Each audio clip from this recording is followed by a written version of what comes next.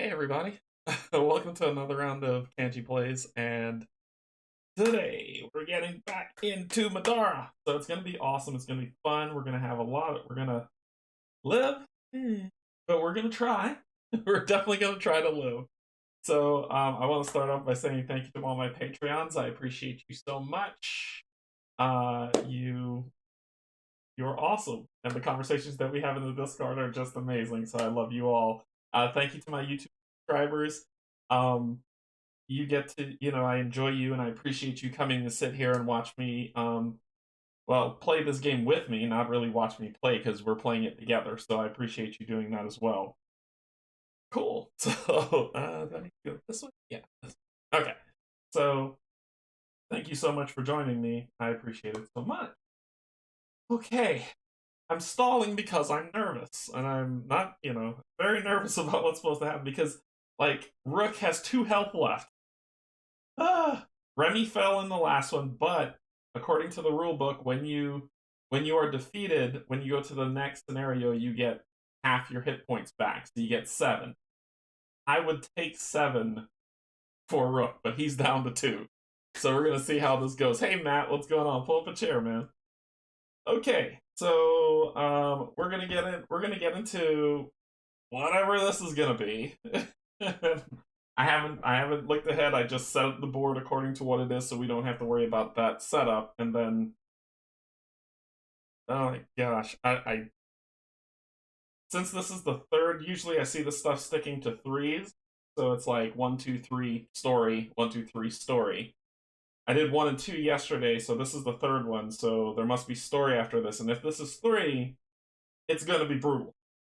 So let's see where this all lands. And it will be narrated by the wonderful foreteller, which you know I love so much. And because of that, I got some pretty cool things to show coming up. But let's go down, let's get some information, then we'll get down to the table, and I'll tell you about it. Okay, so Middara. Looks like it's still at a 763, which is still good. It's moving up slow. It's moving up slow. Thematic is at a 78. It's in the top 100.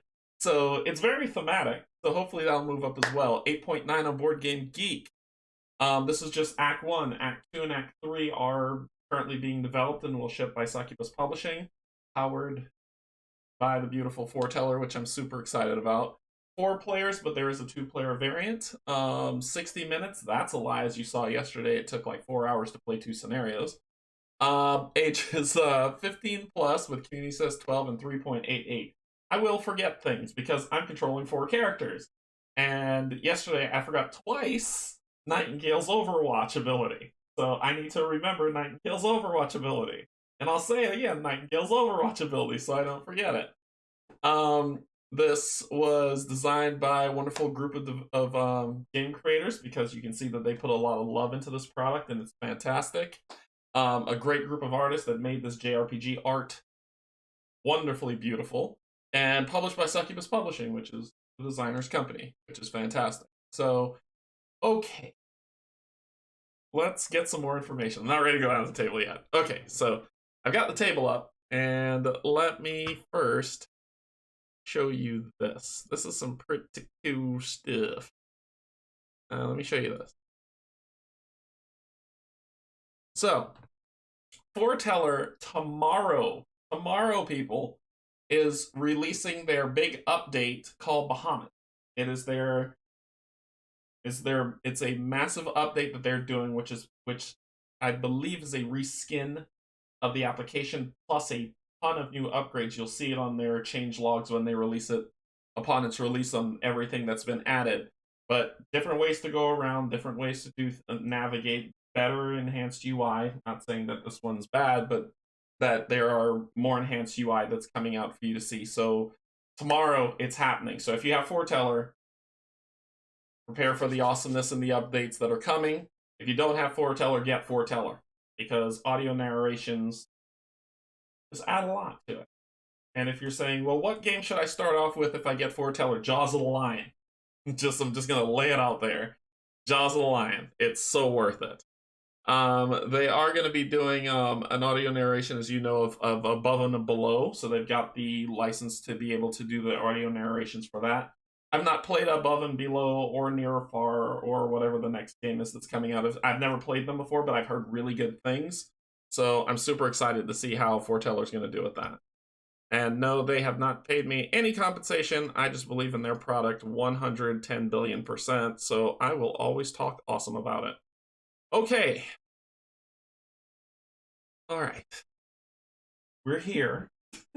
I got these tokens here for one of the treasure chests, which is a random. So I have to just shake this up and see what random treasure we will have on this board. Come on, grab it. Grab it. Yeah, it's going to be a red one. All right, we're going to put it over here in the corner. Okay. I don't want to do it. All right. I added up my gold from last time. Yes, I'm stalling. I added up my gold from last time, which was a lot of gold. I think I had like 80, 84, but it put me at 165 gold total right now that my party has, which is fantastic. I didn't get any XP because when you won this last one called an alternate path, it gave you nothing but sadness. So, ooh, here we go. And another thing, no, let me get into it. So you stop short as Suri holds up a hand. She quickly disappears and reappears a moment later.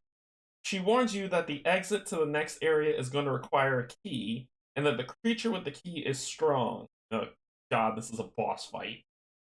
Undeterred by her, or it's a water loa. Undeterred by her warnings, you press on. Soon, you round the corner and come into another room with an altar in it. An animate stands before the altar, surrounded by cave sickles. Ooh. The hulking form screeches and sprints towards you, its axe raised menacingly. So I might die quickly. Alright, okay. So let's see. This is north. North goes this way. End conditions. We win. Is this thing's like slanted to you? Like it's slanted. Yeah, see, that feels better. Not as slanted. Now this guy looks like. Anyway. Win conditions. An adventurer finds and ends their turn on the blue exit. So nothing to be seen. Probably might have to move these out to make space for more board. Because that's what the last one did.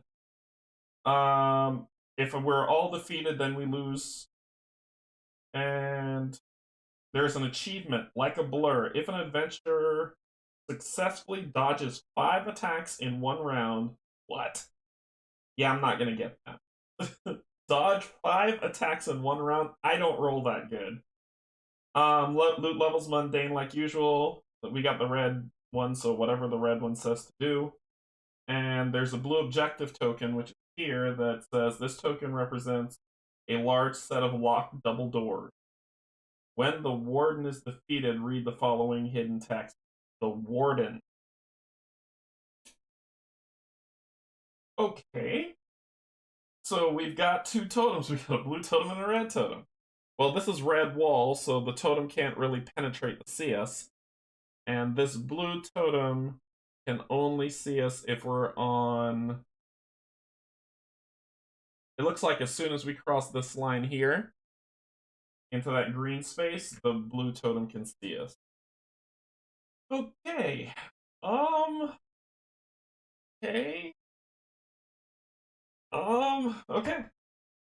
I fooled around long enough. You fooled around long enough. Let's do this thing. I'm gonna leave Remy a little bit further out, only because if I have to expand the board, this is usually how far out I need to go, like I did yesterday. Nice. All right.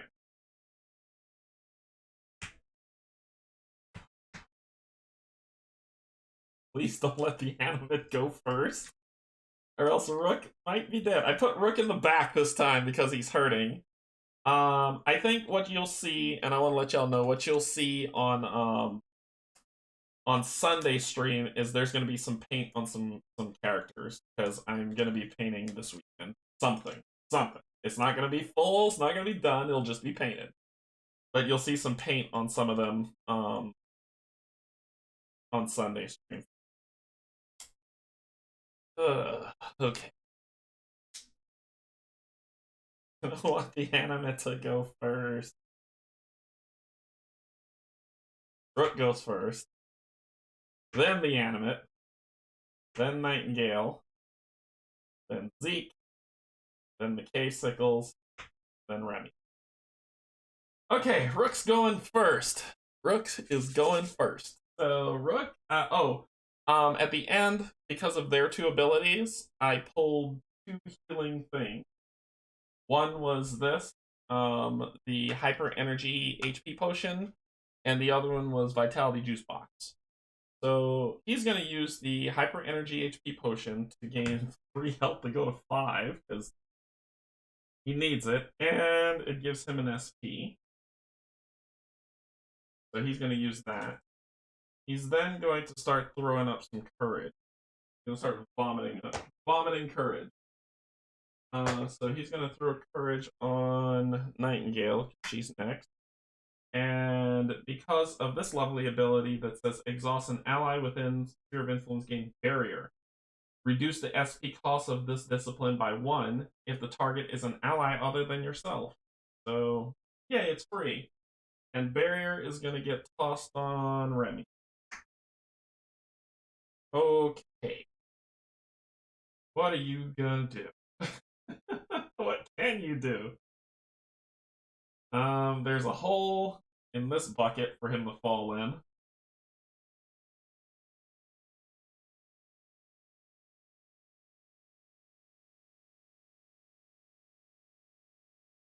Not in enough space to hit anybody. But if we can get this guy to come right here and try to move around and then knock him into that pit. So let's get him in position for that. 1, 2, 3, 4. He'll chill right there. Yeah, he'll chill right there. Oh, and that was his. I'll move that off. That'll end his turn. Why is Rook such low HP? Because he got pummeled yesterday. It did not say to restore. And he got beat to dust yesterday. Like, I think he got beat down to 2 HP. And when I looked at the rules in terms of going on between encounters, it said that unless it tells you to restore, you do not remove damage. So he took a nasty beating yesterday. Took a really nasty beating. That is not what I saw. That is not what I saw. I looked that up. I really looked that up, Edgar, and if that is true, I would have started this differently. It's on page... where was it? 18,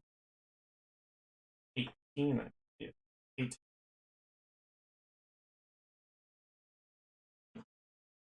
Yep, here it is. It says, usually restoring is the only way during an adventure that players with unflipped cards and heal naturally. If players are not told to restore adventurers, they do not remove all damage tokens or unflip any cards. For this reason, we encourage players to be extra vigilant when looking for opportunities to restore. Back of the rule. Back of the rule. So I looked that up. Let's see, back of rule book. Double rules. So I looked up restoring adventurers here because I was looking that up to see, hey, how can I get them back up to some health? And these rules, this one right here, I know, I see what you're saying. I'm pointing out a discrepancy. This right here says important. Read this. This is important. You do not, if players are not told to restore, they do not, capital not, remove all damage tokens or unflip cards, which says you're screwed from encounter to encounter. However, what Edgar is pointing out is at the back of the book, it says something completely different.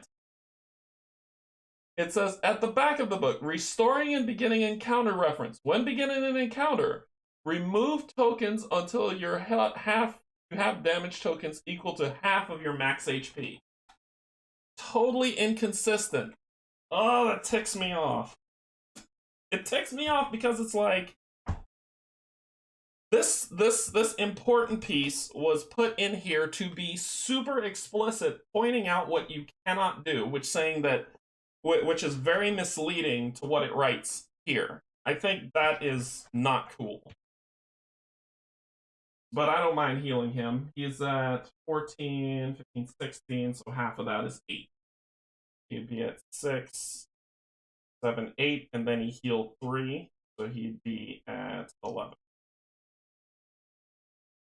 She would be at 12, 15, so she'd be at 7.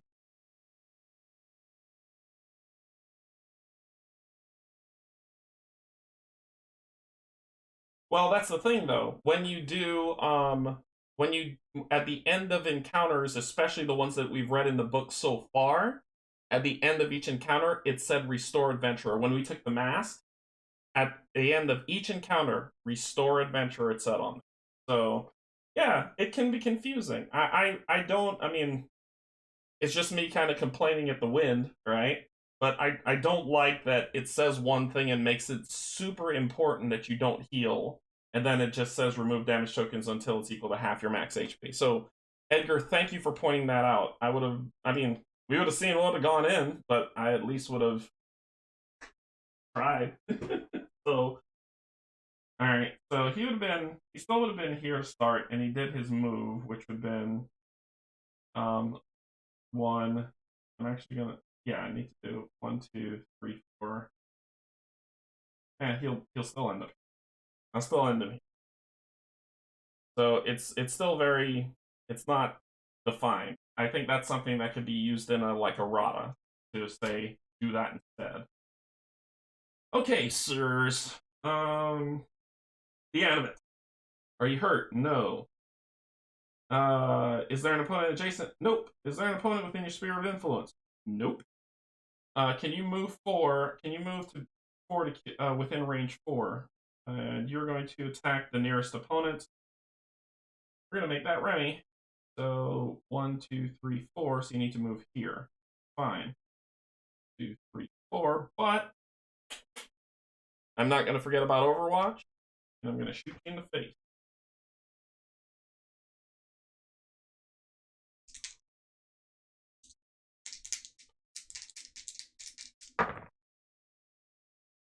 That does hit. I didn't move. If you haven't moved, which I did not, so I get a +1 to my attack roll. So that's a 13. Then 2 shields. So that's 13 on 9. 13 on 9. 4. Plus 2 shields. 5, 6. Plus 2 shields. 7. Plus a star. Plus a star. And because someone's in the way, it would be -1. So it'd be 10. So it'd be 9. You shield for 3. It's 6. So I hit you for 6 damage. Good opening shot, Remy. Good. Not Remy, Nightingale. Good opening shot. I hit you for 6 damage. Okay, we continue on. You are within range 4. Can it move and make a range attack? Yes, it can. I am going to try to dodge. I am going to get physical resistance to that. And I'm going to try to dodge that attack. Try to dodge that. Okay. So it's going to attack me with face, which is an 11, 12. Right. I have 9, 10, 11, 12, 13. Miss me, miss me, miss me. So you don't get that follow-up on your attack. So that ends your attack. Cool. Okay. That ends your turn. Nightingale's turn. Hoo-ha. Hoo-ha-ha-ha-ha. So she is going to really hate that thing. He can shoot at it. I don't know if I want to burn this, but it would give Remy a chance to move up. I'm gonna just attack it for 2.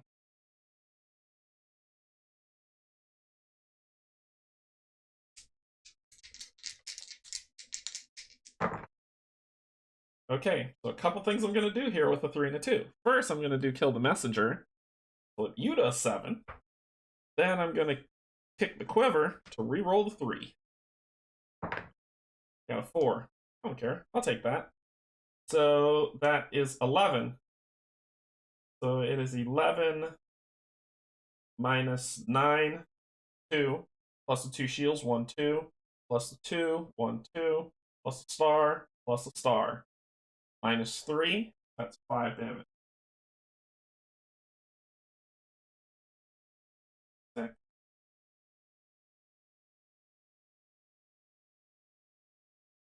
So I'm at 16. 16 of the 18 damage that it can take. I can live with that. I can live with that. Oh, minus 1. Plus, minus 1, which would have been that plus 1. So that's okay. We're good. We're good. I got it right. I got it right. Okay, cool. Nightingale, you're doing fantastic. Okay, Zeke's turn. Well, Zeke's gonna wander then. He's gonna move 1, 2, 3, 4, 5.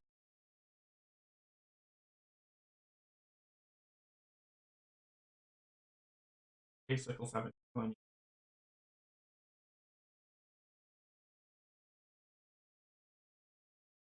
They're gonna just unload on him next.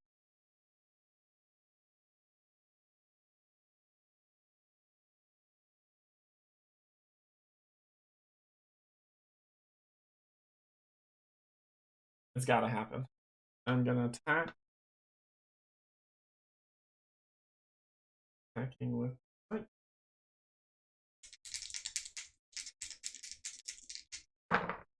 He rolled 2 4s. He's going to re-roll a die. There we go. That will work. So that is an 11 on a 9, which is 2, plus 1, 2, plus a star 1, which is 5. You blocked 3, but I pierced 2, so you block 1, so that's 4. I think that kills you. 1, 1, 2, 3, 4. Yeah, that's a 20. You're dead. So the animate's gone, because I hate it. So you're dead. Out of lineup. Down. And let me get this. Right.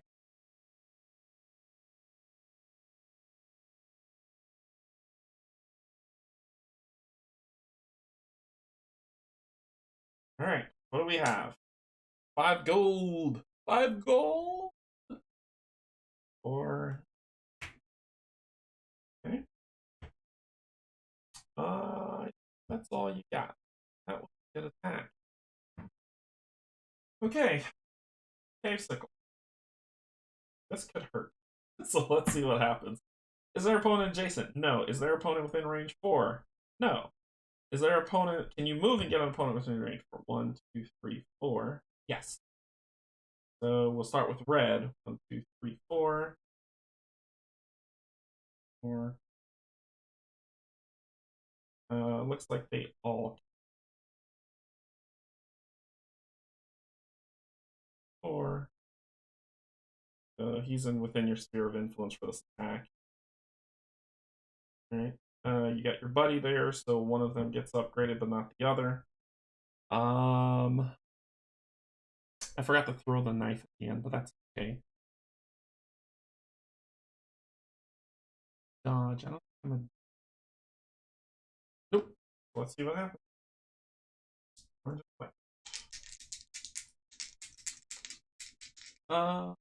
Exhaust. When making a dodge, reroll your dodge roll, make an attack. Oof. That's an 11. 11 on my 9, 10 is 1, 2, 3. I've got a shield for 1, and I stop 2 physical. Reduce physical damage dealt to you from melee attack, so I take 2 damage. So 4. That ends turn. So that's the first case. The second cave sickle is going to move, which is purple. Oh, I like that y'all are lining up. But that puts you in range. Yep. That puts you in range, so it's going to attack. Another same exact roll. So it is 7. Well, it's an 11 on my 9, 10. So it's 1, 2, 3. I have 1 shield, so I take 2, so I go down to 1. Okay. And the last cave sickle is going to power up now.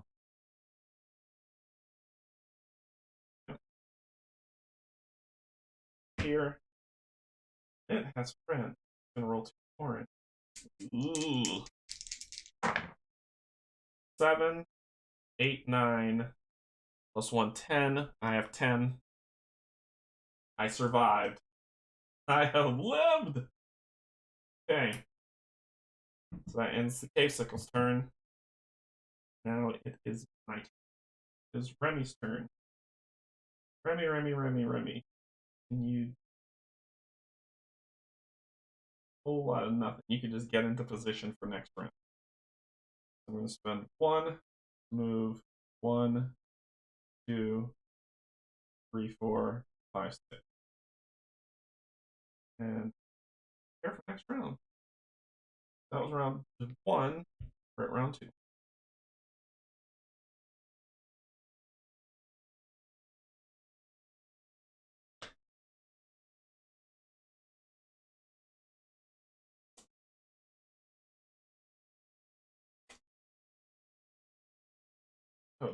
Okay.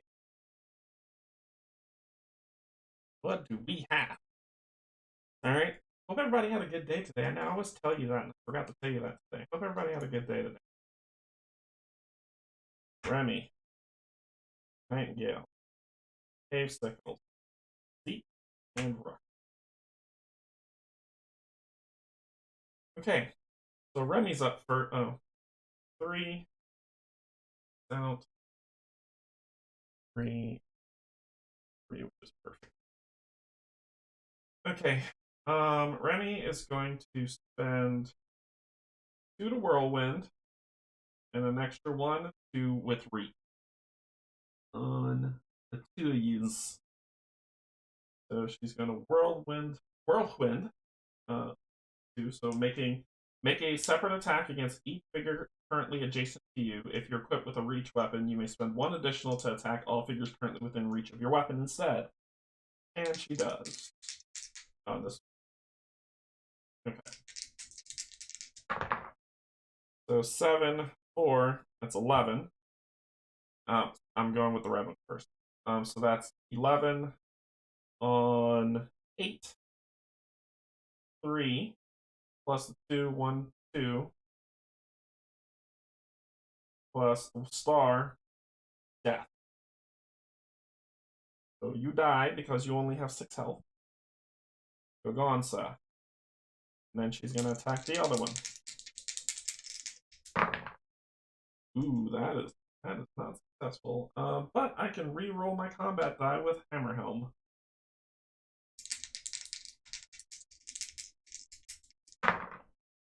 9. I'll take it. So that's 1 plus the 2, 1, 2, so 3 damage going to purple. And that's all I can do. So that's Remy's turn. Nightingale's turn. 1, 2, 3, 4, 5, 6. 1, 2, 4, 5, 7, 8. Oh yeah. Yeah. So first shot. So first shot. It doesn't matter. It's going to be -1 because someone's in the way, but that's okay. Let's shoot Mr. Purple.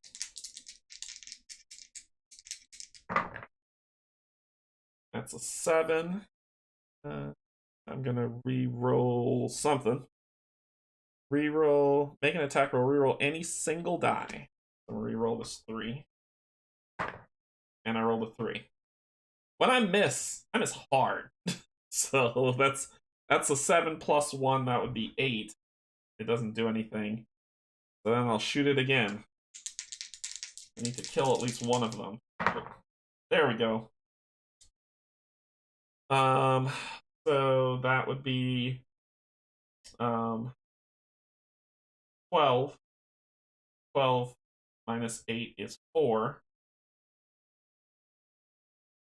5, 6, 7, 8, 9, 10. Not dead. You're dead. And that is that. Okay, 1 K-Sickle left. And it is the K-Sickle's turn. So what are you going to do? What are you going to do? Is there an opponent adjacent? No. Is there an opponent within range 4? Yep. Make an attack roll, then move adjacent to that, to the most damage, to the opponent with the most damage. Would be Remy, and then make a range, and then make it. Okay. So when you move, I'm going to shoot you in the face, but you're going to make a attack roll on Remy. He is going to dodge. Okay. 7, 8, 9, 10, 11. So 11, but I have 9, 10, 11, 12. Miss. Then you will move. Oh, no, you missed. No, it says then. This is not a follow-up. Then move to be adjacent to the opponent. So you're going to move, be adjacent, but you're going to trigger my Overwatch because you moved. I'm going to shoot you in the face. Oh boy! 13! So 13's 5, right? 8 plus 5 is 13? Yes. So that's 5 plus 2, 6, 7 plus 2, 8, 9 plus a star plus another star. You're dead. So you don't get to do that again because you triggered Overwatch.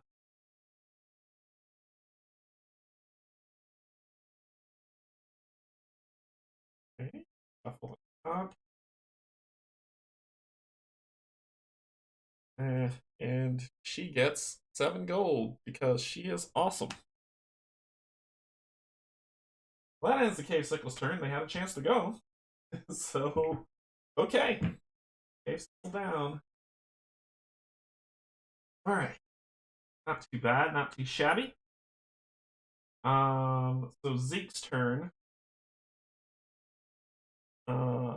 Zeke. I don't do anything, just get move. So 1, 2, 3, 4, 5, 6. 6. Because you got, if you move here, you trigger whatever's going to happen. So I'm going to keep you there. 6. Right here. And you're just going to cool your happy jets. Rook is going to start dropping stuff. Get him with 1, 2, 4, 5, 6.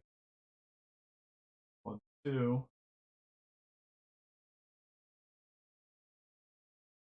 1, 2. Then he's going to drop courage on Z. and he's going to drop a barrier.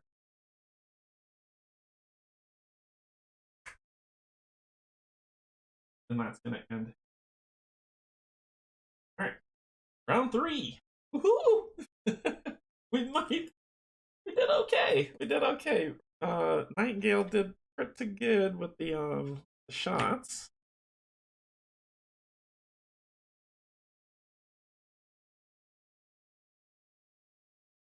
Did pretty good with the shots. Kind of her to go first. Whatever that blue token is, it ain't nothing pretty. All right. Nightingale goes first. Good. Then Zeke, Remy, then Rook. Yep. 3 out. Max out. Good. And you get 3. Okay.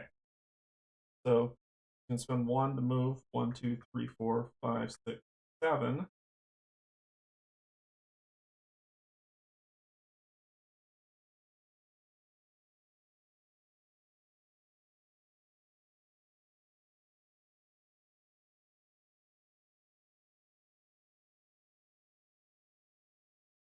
No. No, she's gonna go right there. Where I wanted her to be. Okay. Zeke's turn. Zeke is gonna spend 1 to move, and if my laser pointer is correct that you can see, it will have view of him if he enters that green area. Or past it. Okay? The green area or behind, just anywhere along that line. Okay, so he's gonna move. Spent 1 to move. So yeah, sure one. 1, 2 triggers. That's 2. So let's see what happens. Blue totem. A huge lumbering figure sulks in front of an imposing set of double doors. Reveals small and large hidden cards. UM2. Hidden cards. Hidden cards. So that's this. Start. It says stop. Do not reveal cards in this deck until start. So, okay. Let's open this up. Then you pop this bad boy.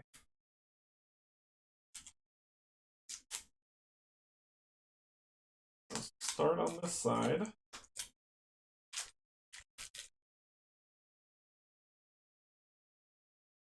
UM2. Oh, it's backwards so you don't cheat. I like it. So, UM2. So that's UM2 there. And large cards.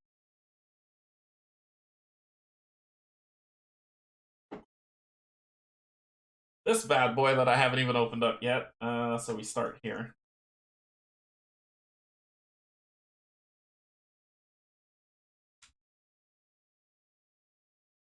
Don't have the nails for this.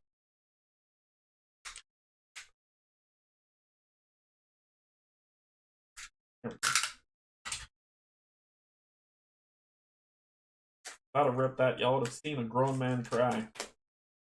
Alright, so it's that, and large cards, UM. Sleeve that, so I'll get a sleeve.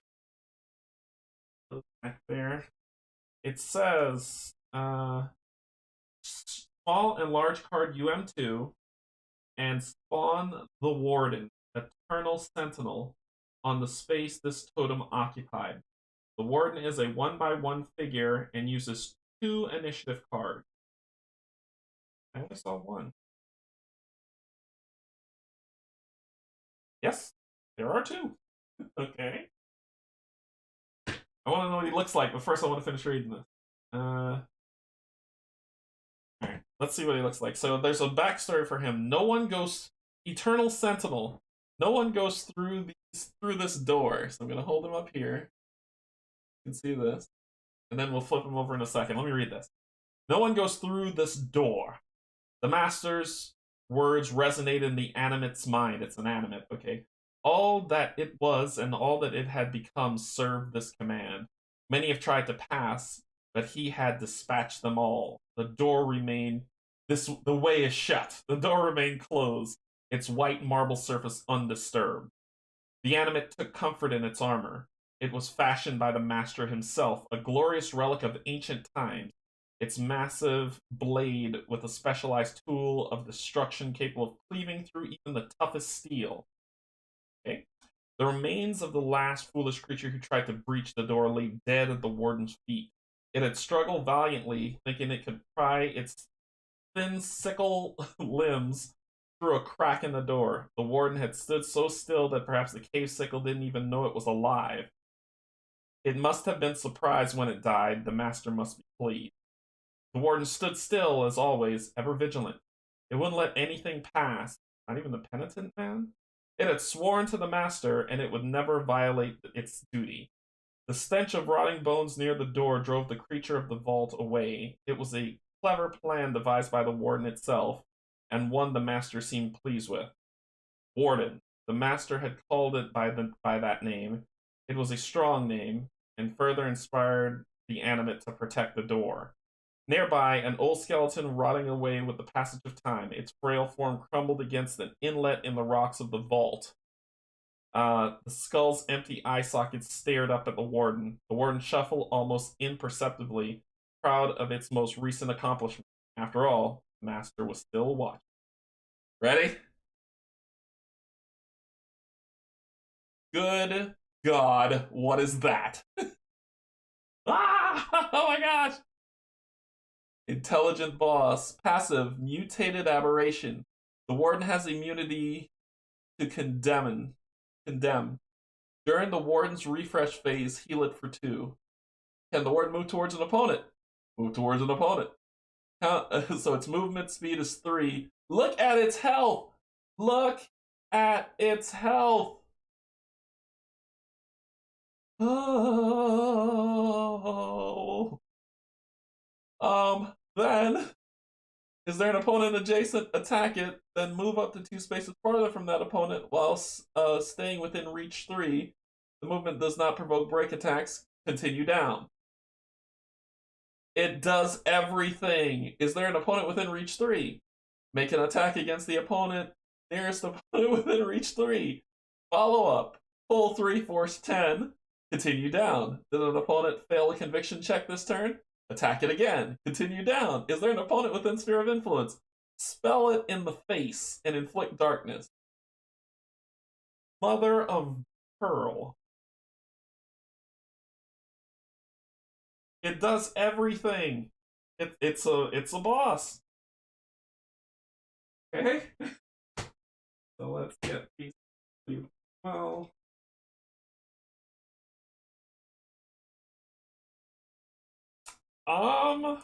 Cool. I'm going to die. Because it has 2 initiative cards. Hey, look where it's going. Boom. So, the warden figure. Does it have a mini? Yes, it does. No, it doesn't.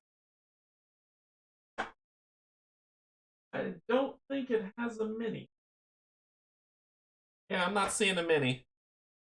So I have to use one of these little token thingies that has.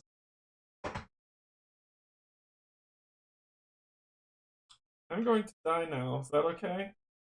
I've been turned into a cow. Can I go home?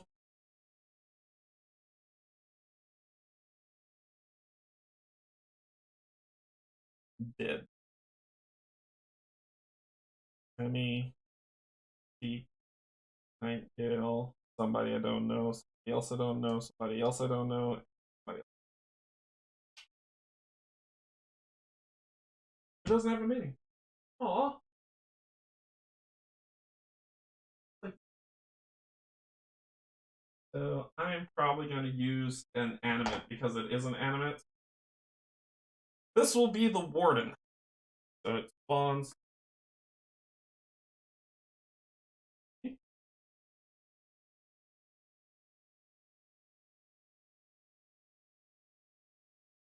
But I don't want to die. Alright, so let's continue reading. And uses 2 initiative cards. The warden has a large key ring on its side. It looks like you'll need these keys to get through those doors. Instead of killing the warden, you could try to steal the keys from it. Any adventurer adjacent to the warden may spend 1 SP to make an agility 6 check. If they fail, the warden makes an attack against them. If they pass, read the section below. Okay. That's a god-awful thing, and I moved twice. I think we're quite dead. Oh my gosh. Alright, so it's going to use 2, 3, and then he'll spend 1 to pick up this red thing.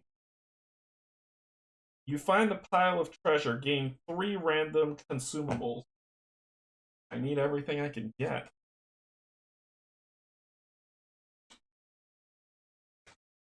You know, I almost had like a blur. Zeke dodged. No, he didn't. He got hit. He got hit.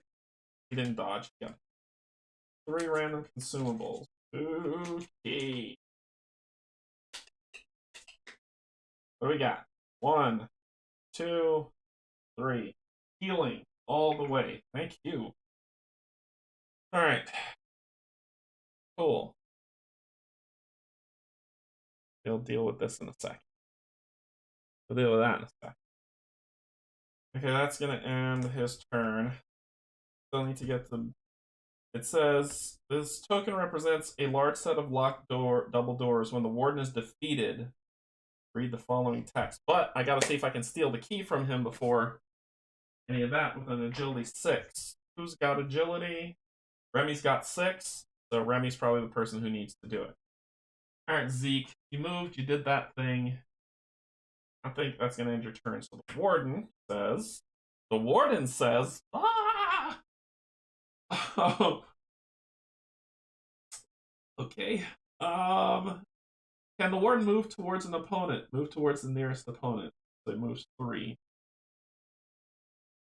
1, 2, 3. Okay. Is there an opponent adjacent? No. Is there an opponent within reach 3? No. Did an opponent fail a conviction check? No. Is there an opponent within sphere of influence? Nope. So that was your first turn. Second turn.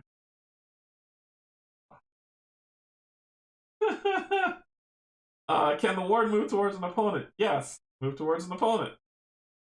1, 2, 3. You trigger Overwatch, my friend. You trigger Overwatch. But it's got like a stupid 10 defense. Okay, let's see what I can do. And it's got 3 shielding. I've got a 9 and a 4.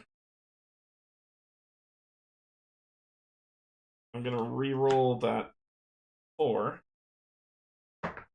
To a 2. I'm going to do kill the messenger now to flip that 2 to a 7. Okay, so that's 12.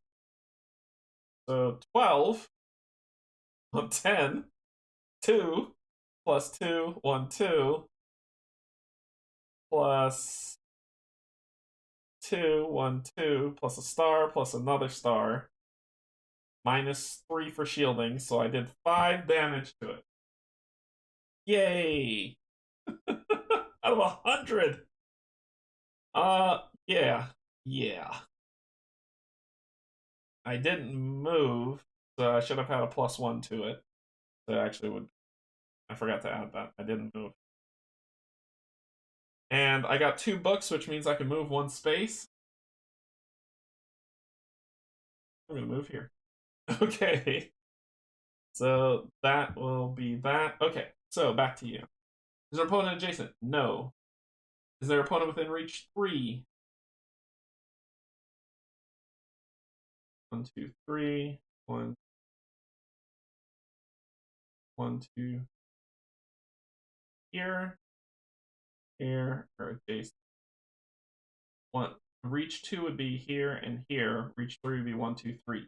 Yup. Is there an opponent within reach 3? Yes.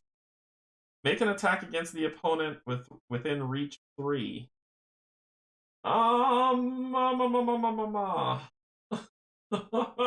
boy. I'm gonna spend one to try to dodge that. Snake Eyes, just nothing but books. Okay, so it's rolling. This die that goes to 9. That's a 9. That goes to 9. This die that goes to 8. And the black die. So prepare for me to dodge an attack.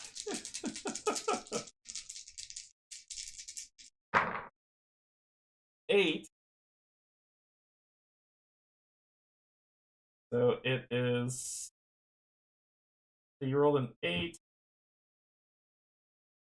11. You roll 8, 9, 10, 11. I have 9, 10. At 10, you would hit me for 1, but I have a shielding of 2, so I block all your attacks. But you still hit me with an 11, which means I need to resist a pull of force with strength. 10. Oh, yeah. Yep. Oh, I ain't going nowhere. I'm going nowhere. Continue down. Did an opponent fail a conviction check this turn? Nope. Continue down. Is there an opponent within SOI? Yes, there's quite a few. Cast a spell against all opponents within SOI. So these two, Zeke and him, their spells. Your casting spell is this die. So it is a 9. So your casting spell's a 9. Your conviction is 2. 7, 8, 9. I met it. No. Your one is also white. 6. Ah! Okay, that hits. So the spell is 9. Oh, you inflict darkness. There's no damage. You just inflict darkness on Z. Okay. Darkness. So I can't dodge. Awesome. And that ends your turn. That is not good. Remy's turn. Alright, Remy. Alright, Remy. Remy's gonna try to steal. So 1, 2, 3, 4, 5. 1, 2, 3, 4, 5. For 1, she's gonna spend an SP to try to steal. Yes! 6 plus 10 is 16, which beats the 12, so I beat it. Alright, so she did well. She did well. What? On only 95 to go. Yeah, no, she passed it to steal the keys. Okay. So it says, if you pass, read the section below. You feign wide and dive past the warden's defenses, snagging the keys from its belt. Discard the blue objective token and place a blue exit token on the space the token occupies. So that is the way out. OWT. Okay, so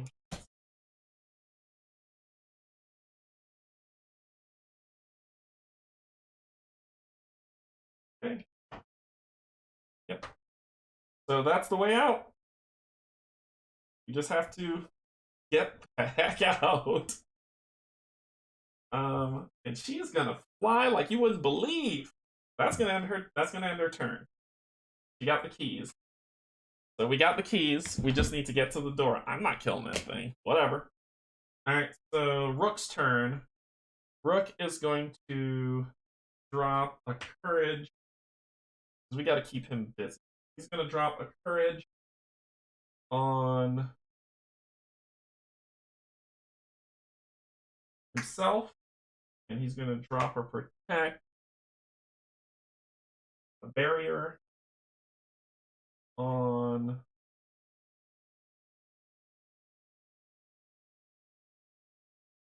himself, and drop a barrier on himself, spending 1. Okay. Gotta be a way to flank you. What can I do? What can I do? I need to distract.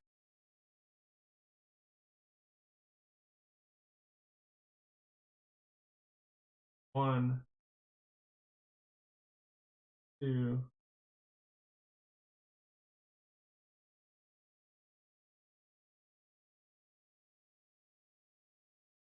One, three, 4.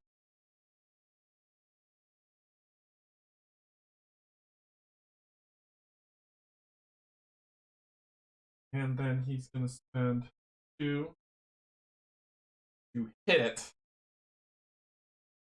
Please, God, hit it.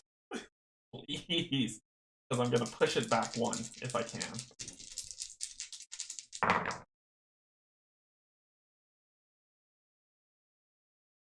I think this great hammer is cursed. I think it's cursed. Every time I roll it, not good, not good at all. So that's gonna end his. Everything, all my hopes and dreams rely on Remy going first or before the boss at least. All my hopes and dreams rely on that specific fact. Gotta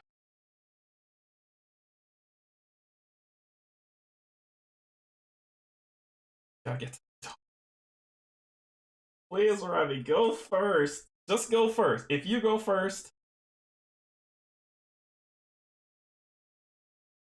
we won. If you go first, we won.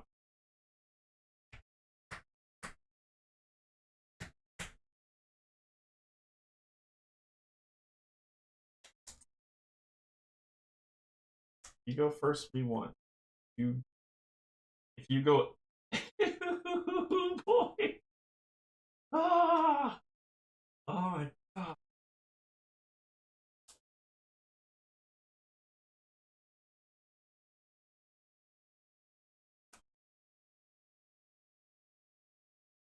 I've never been more nervous in my life.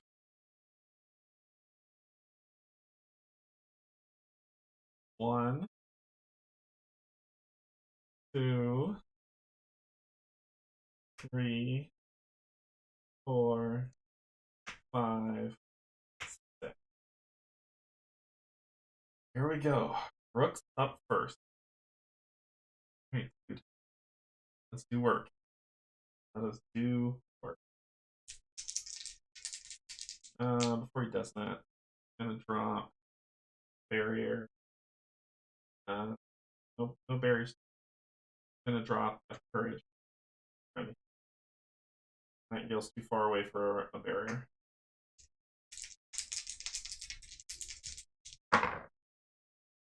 Seven, 10, 2. So I'm looking at I'm looking at 10, 11, 12, 13, 14. Sorry. 10. All right. That's 10, 10. Okay. So then 1, 2, 3, 4, 5, 6, 7. 7 on you. Knock off 3, H4. And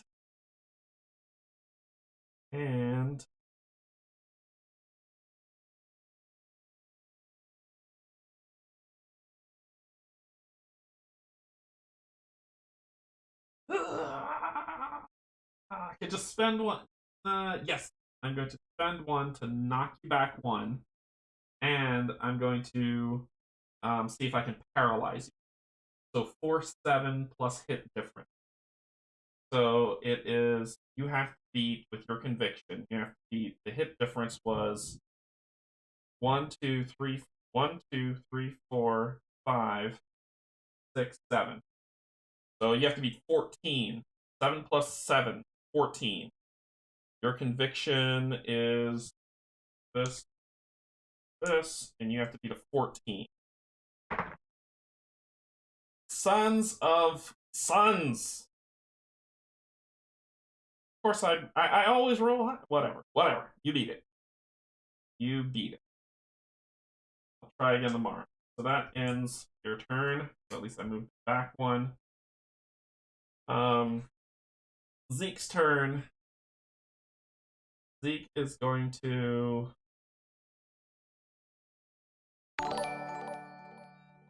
Hey, AW Pakuda. Aw, Pakuda. Aw, Pakuda. Thank you for subscribing. So I'm going to...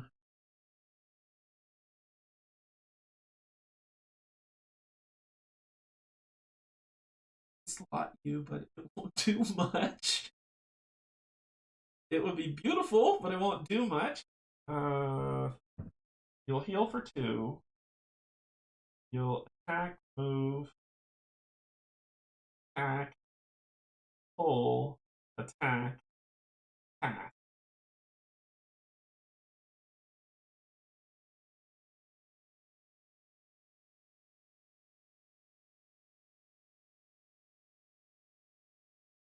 I don't know what to do. I don't know what to do. Actually, I haven't moved yet. I can spend those 2 to move. And just let him beat up on Brooke.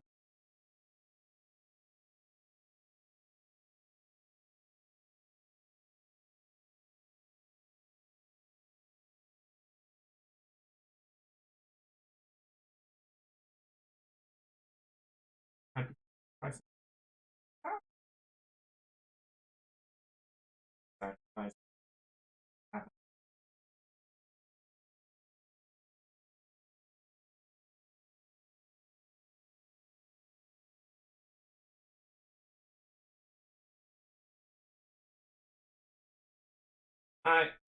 So somebody's gonna get pummeled.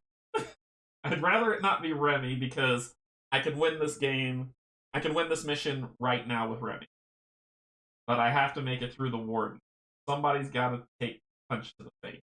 So I think I'm going to make it Brooke. 1, 2. Stand right there. And you'll take what comes. So then it's Zeke's turn at the end of Rook's turn. So it's Zeke's turn.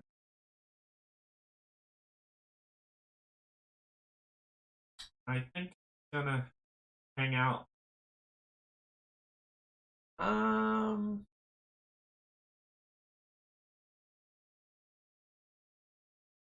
Yeah, I think he's going to chill where he is. Alright. Rook, you just have to take the blows, dude. You gotta take them. So, heal 2. Can the warden move towards an opponent? Doesn't need to. Continue down. Is there an opponent adjacent? Yes. Make an attack, then move up to 2 spaces farther from the target while staying within reach 3. No problem. But you know. Alright, so you'll just have to take the worst hit. You'll put that on your per encounter. Actually, it doesn't matter. Here we go. So, first. So what are yours? You got +1 on shield. You're already doing 4. So 8, 9, 10, 11, 12, plus 5, 17. Doing 17. This is 9, 10, breaks 7. And -2 breaks 5. Okay. Then move 2 spaces farther from the target while staying within reach 3. 1, 2. This movement does not provoke break attack. continue down. If the opponent is within reach 3, attack again. Yep.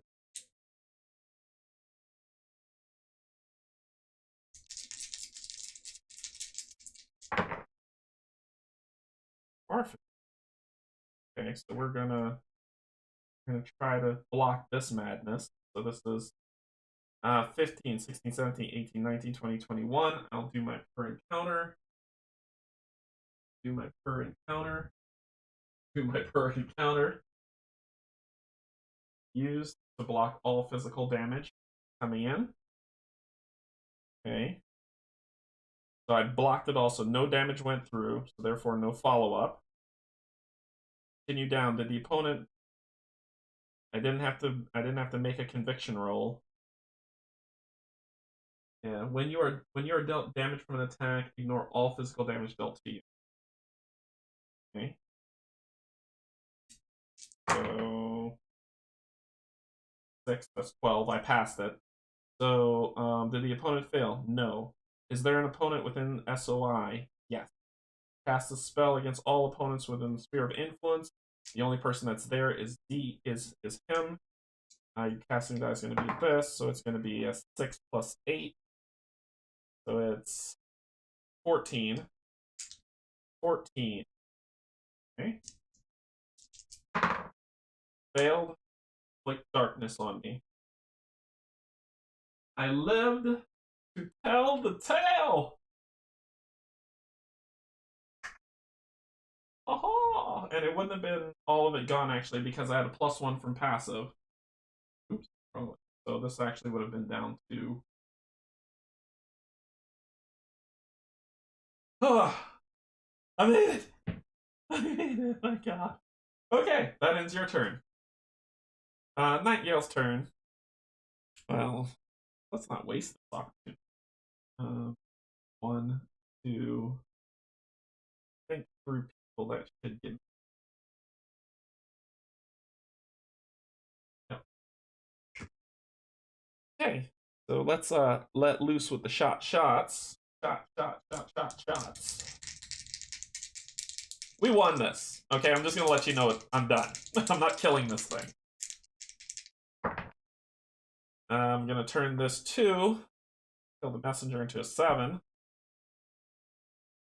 So that is pretty good. So that is 11 on 10, so that leaves 1 plus 2, 1, 2, plus 2, 1, 2, plus a star. So that's 7 minus 3, so that's 4. Taking 6. Then I'm going to attack again. Oh, even better. 13. So 13 on 10, 3. 2, 1, 2, 2, 1, 2, star. That's 8. Minus 3. So that's 6. Another 6 at you. Okay. That ends Nightingale's turn. Remy's turn. So, what Remy's gonna do? Remy's been holding on to this. Smoke Bomb. You do not provoke break attacks until the end of turn. Remy's gonna toss the smoke bomb at the jailer using that bad boy. She's then gonna spend 2 to fly. She's gonna move 1, 2, 3, 4, 5, 6. 1, 2. Boop. Oh wait, something happened. That saw me. Let's see what happens with the red totem before I spend that extra 1. I'll have 2 left because I landed here. So something happens with the red totem. Sees me. What happens? To the south, an Earth Loa forms near a pile of loot. Spawn an Earth Loa on the space this totem occupies, then place a random loot token on the normal terrain space on the west side of the Earth Loa. Yeah, I'm not doing that because I'm going to spend these last 2 to 2, 1, 2. Yeah, and end her turn. No need. She's got the keys. No need. Oh, no, no, no, no, no. So an Earthlow will spawn here with loot, random loot over there. Don't care. Alright, so reward. Each party member gains 1 XP, restore adventures. So we go up to 3 XP. I don't even care what was in those. It could have been like the bow of the gods. No, thank you. 3, 3, 3, 3. And restore everybody. Each party member gains 1 XP, restore adventurers, and then go to lead the way, page 66. Okay, so let me look at something because this looks like lead the way leads to Nightmare Manifest. Good God. Nightmare Manifest leads to something coming up. Ooh, some cool stuff. And then which leads to leaving the city of Elenia. Which then leads to chapter 2. We finished chapter 1. Okay. So. Okay.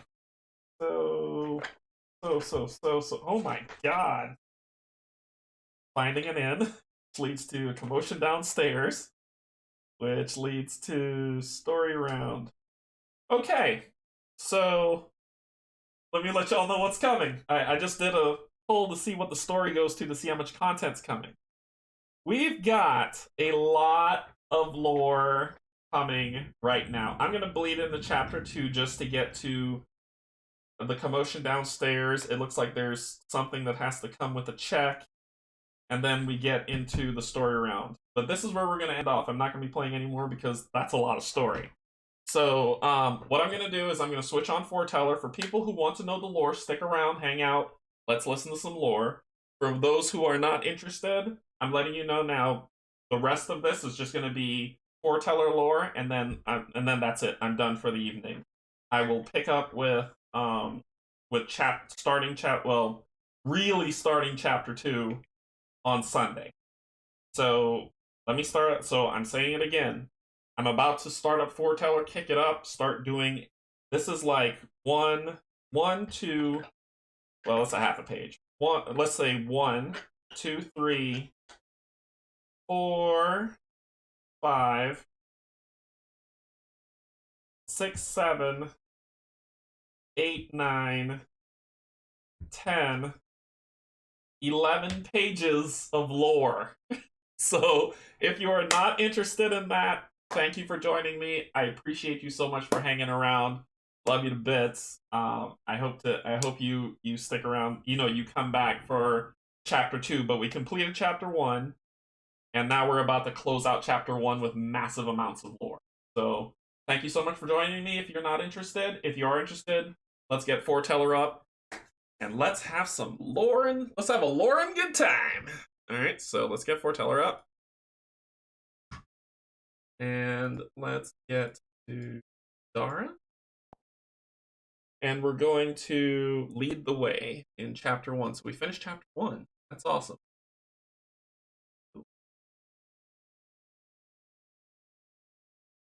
Here it is. It's 52 seconds. And then the Nightmare Manifest is 18 minutes. We're in for it, folks. So let's do this. Enjoy the lore, everybody. Lead the way. You sure this is the right way? Nightingale asked for the 10th time in the last few minutes, shifting uneasily on her feet. I feel like these halls are looking familiar. Yes. Suri didn't sound annoyed. No matter how many times Nightingale asked, her tone never changed. Why does it matter if we find the place again, Nightingale? Rook asked. Nightingale opened her mouth to remind him that it wasn't her knight's place to question her motives, but caught herself before she actually spoke. She tried to answer the question, but in the end, all she could come up with was, there must be something important on that pedestal. Maybe our first big find is real adventurers. Might as well check it out at this point, right? Remy came in beside Nightingale, gesturing non-committally with her wings. We've got to be close. You are. Suri stopped, pointing at a low doorway. The big room you wanted to find is just through there. Okay, then we go to Nightmare's Manifest. 18 minutes of sweet, sweet lore. Here we go. Nightmares manifest. Zeke kept his weapon drawn and eyes alert as they crept into the massive room. There was no way anything like Hographer would be sneaking up on them, especially since he was sure the monster wouldn't let them escape a second time. Nightingale practically sprinted across the huge space, eyes locked on the pedestal. Not even during the mast had she been so laser-focused. There was no sign of Hographer save for a dark stain on the floor. No body either, for which Zeke was grateful. Thief or not, that man hadn't deserved to be eviscerated by a giant head. Zeke stopped a few steps away from the pedestal, watching the doorways. "Get whatever was on the pedestal and we'll run," he called just loud enough that he was sure she could hear him. "We can figure out what it is once we're gone." I don't understand," Nightingale muttered, her voice agonized and angry. On the pedestal in front of her, there was an empty space where something of value once was. "It was just here.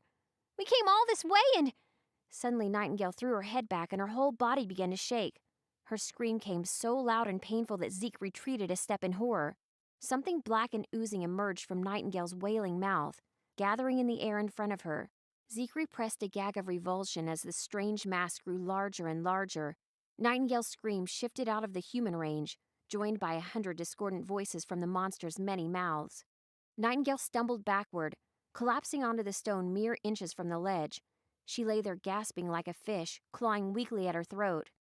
Zeke dropped his weapon and stared in horror at the abomination before him. It looked like nothing he had seen before. It was even as bad as Hographer had been. At least that monster was made of flesh and conformed to geometry he could understand. This creature was neither, its hideous form curving in ways that hurt his eyes just to look at. Mouths and eyes and glittering stars all overlapped on its tar-like body. Even as he watched, the outline shifted, eyes melting away to organs he had no names for. It was all he could do not to retch at the sight. Yet it also spoke. It was not like a man, or even like the spirit Suri, with familiar words and strange intonations. Rather, it was though the monster's voice made the world shake around it. It spoke with 1,000 discordant sounds, grinding stone and shattering glass in the last breath of a dying thief. "Less than worthless," the abomination called. "Are those from your realm so frail that not even this simple task was within your grasp? Such a feeble vessel is scarcely worth the air you waste by breathing." "What are you?" Zeke was frozen with shock, his mind struggling and failing to process the monster in front of him. It turned its rage on him. "Slugs contained by numbered dimensions, pretended gods of accidental agelessness. I have seen divinity. I obey no false lords. I am Maluma." Rook charged suddenly past Zeke, bearing down on the monster, weapon raised in both hands. "Get away from her!" The thing raged in response, screeching and boiling around Rook like a cloud of hostile smoke. Before Rook could attack the Maluma, it grabbed Nightingale around the head and flowed down over her. Zeke rushed over to help, with Remy not far behind, but they were too slow. By the time they made it to Nightingale's side, the monster had already forced itself back down her throat. One last flash of shimmering tar and it was gone. Remy shoved her way past them, lifting Nightingale gently into a sitting position. "She's still breathing." They stared and nobody spoke. Zeke wasn't sure how long they sat there in silence. Eventually Nightingale started to twitch, opening one eye. Remy let her go and she didn't fall over. Nightingale's voice was painfully weak. Did you guys see that?" "Yeah." Zeke's voice was low and worried. "We saw." Nightingale practically jumped to her feet, staring down at herself in horror. "Where did it go?" She patted at her own body as if it was a foreign entity. We'll just get Balthazar. He knows about all kinds of monsters." She stumbled away towards the door, panicking now. "Let's go." "Night." He sounded hesitant, but he put an arm up to slow her retreat. "He already left on the memorial hunt, remember? He's gone." "Right." She stopped, her tail whipping about behind her so fast it looked like it hurt. "What about Canje? Or even Yol? I know you don't like him, but he is your brother," Rook asked. "My mom's probably gone by now, and Yol's an asshole. I'm not even sure he'd know how to help me. He might even just lock me up in a dungeon or something." She swayed a little on her feet. Zeke caught her before she could fall. careful not to step into the path of her tail. Rook frowned. Okay then, what about Shayless? Nightingale didn't slow down, her eyes darting about as she spoke.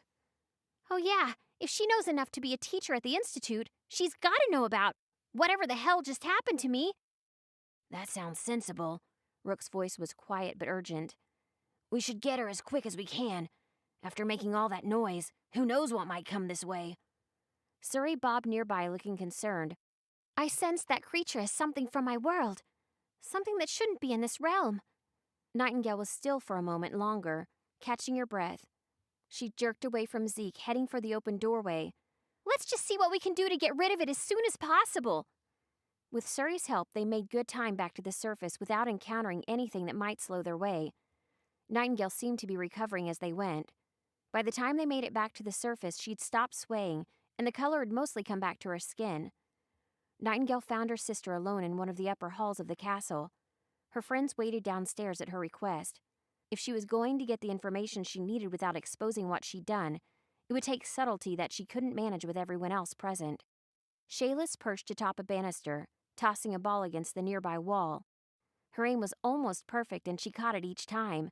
Good thing, too, considering the fall waiting for her if she leaned too far back. In the center of the massive spiral staircase was a 3-story drop. Hey, sis! Shayless waved, leaning out a little to catch the ball before it could fly over the edge. Hey! Nightingale waved back awkwardly, leaning against the stone beside her sister. What's up? Shayless looked up. Hiding from the new master and commander, your highness Yol? Shayless rolled her eyes, then smiled. So, I heard you had some fun in the city. Nightingale looked away, afraid that Shayless would see the lie in her expression. Yeah, we've been having a great time. Just enjoying our new freedom from the Institute. She said it with a forced smile. Shayless went back to bouncing the ball. Just make sure you're being careful. Middara is a dangerous place. Yeah, Nightingale turned, on the pretext of casually looking down at the drop below. So, some people in this city were talking about some kind of monster. Have you ever heard of a Malama? Shayla stayed focused on the ball. Her tone unchanged. Malama? Never heard of it. She hopped down, landing on the stairs just behind Nightingale. You sure it wasn't just a rumor? We get a lot of those here. Nightingale tried to hide her disappointment. If Shayless didn't know about the Malama, Yol sure as hell wouldn't. That only left one option, one that Nightingale didn't want to have to resort to. Yeah, probably. Nightingale started walking away. Thanks anyway, sis. You're the best. Shayless watched her as she hurriedly scurried away. Nightingale hoped that she wasn't too suspicious. Nightingale found her friends waiting for her in the great hall, gathered nervously at the end of a massive table. The room was deserted and there was no trace of Yol or any of the city's other nobility. Rook rose as she approached, hands folded. What did Princess Shayless have to say? Not much, unfortunately. She walked to the edge of the table, but didn't actually sit. She was far too nervous to settle down. She'd never heard of a Malama. Did you find out about anything from Surrey? Rook shook his head. We tried, but she couldn't stay long. She can only stay in this realm for short periods of time before she's forced to leave. Nightingale sighed, then spoke up. I think I might know somewhere else we could try, but you're not going to like it. Remy and Zeke got to their feet, though it was Rook who spoke first. Hopefully it doesn't involve any more dungeon delving. Nightingale lowered her voice to a whisper, forcing them all to lean in close to listen. It doesn't involve any dungeon delving, but it's probably still dangerous, since it's my father's study. That drew the reaction she'd been expecting, stares and concern. Rather than let them form their own objections, Nightingale rushed on. If my father were still here, he'd let us in, she reasoned. He'd probably know what this was without even having to look it up. She met Rook's eyes, who looked like he was going to be the first to object. I know you saw it, Nightingale spoke before he could. Whatever a Malama is, it isn't good. Balthazar's study is my only chance of finding the way to get this damn thing out before it gets worse. There was a brief silence as they considered. Again, it was Rook who spoke first. I heard the king has some incredibly ancient texts in his protection. He sounded hesitant, but also a little excited. I suppose studying them would be a rare privilege. Remy reached into her bag, drawing out a little pouch.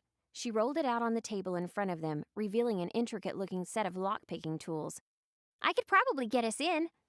10 minutes later, and she did. The study itself was a 2-story affair with packed shelves filling every spare inch.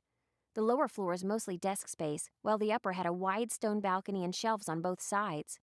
Zeke stopped briefly to take in the massive spectacle of Balthazar's study. The group began searching in relative silence, all conscious of the clandestine nature of their search. Nightingale would take personal responsibility if they got caught, but even so, she doubted Yule would be lenient. Rook was by far the fastest of their group, scanning whole shelves in seconds and selecting a title or two to add to the growing stack in his arms. Within an hour, he'd figured out Balthazar's filing system, and by nightfall, he'd found the only relevant book in the entire library. Rook cleared his throat, startling Nightingale out of her stupor. She dozed in a teetering mountain of books. She caught the largest stack just as it started to sway, preventing a catastrophic landslide. What is it? I think I found what we need. Rook spoke slowly, hefting the tome in both hands. It was an enormous book, nearly 3 whole feet wide. The pages were frayed at the edge, yellow with age. I wish there was more, though. Zeke hurried down from the upper balcony. Remy looked up from her reading, face buried in the smattering of papers on Balthazar's desk. Nightingale thought that a little strange that she'd be looking through her father's personal papers for clues, but dismissed her concern in the face of finally getting an answer. Rook flipped the book open to a page he'd been holding with his finger, scanning until he found the section he wanted. The Malama parasite cannot be removed except through the destruction of the host, at which point the creature will be forced to take for itself the nearest living creature as its new host, or else be banished from the material world, forced to return to its native realm of Arkala. Rook looked up. There's a long list of people here that were infected or suspected to be infected, and how they died. Nightingale barely suppressed a whimper. She felt strangely numb, staring down at her hands. I'm dead then. My first real adventure, and I get a demon in my head that's going to kill me. She shivered, her voice stretching into strained laughter. I guess Balthazar was right about me being too soft for the demiurge. It seemed strange to think life had been so optimistic only a few days earlier. Nightingale had an ageless life ahead of her, a future in a prestigious military organization, and friends she trusted. Now all of that was crumbling. Her future would come to a twisted and painful end as a parasite strangled her from the inside. She would be like that mad thief before the end, and there was nothing she could do. Nightingale! Zeke's shout cut through the fog in her head, and she jerked suddenly toward him. What? Tears were brimming in her eyes, threatening to run down her face, and she had a hard lump in her throat as she tried to compose herself. She brushed at her eyes with the back of one arm. What is it? Rook cleared his throat. I didn't finish. There's this part here at the end I think you should hear. He held the book up and spoke more loudly. It is widely known that practitioners of the ancient Theodosian magic employed Malama as familiars. How they could have prevented the creatures from infecting them is not known, yet the reality of this claim cannot be denied. He trailed off, closing the book. See? Zeke rested one hand gently on Nightingale's shoulder. It's not hopeless. Whoever these Theodosian guys were, they knew how to control them. All we have to do is dig up the technique and... He looked away. Rook, I bet you already found the book on them, right? We probably don't even have to leave the study. Rook sighed, collapsing into a nearby chair. It creaked and strained under his weight. When I found this book, I did search. Unfortunately, there's nothing here. Nothing I could find any time soon, anyway. He gestured over his shoulder at the thousands and thousands of books. It could take years, assuming there's anything to find. I've heard about Theodosian before, though. It's supposed to be powerful stuff, but until today I haven't read anything reputable that even verified it actually existed. Finding it will take more than breaking into a study. Remy plopped down beside Nightingale. I might know where we could learn more. Remy had a sheaf of papers in one hand. My father, she sighed. He's not the best person on Middara, but he's in the business of getting information. If anyone could find where we could learn about a long-dead school of magic, it's probably him. Where does he live? Nightingale swallowed hard and tried to regain her composure. This bit of hope, albeit however small, stopped her surmounting fear and sadness and was enough to banish the numbness she had started to feel. They'd already conquered a few impossible odds over the last day or two. What were a few more? Remy started flipping through the stack of papers, licking her fingers at each page turn. He's in Romstead. It's a few days' walk from here. Faster if you can fly. Rook set his own large book down, then rose as well. I think it's best we get going. The longer we're here in the study, the more likely Shayless or Yol will catch us.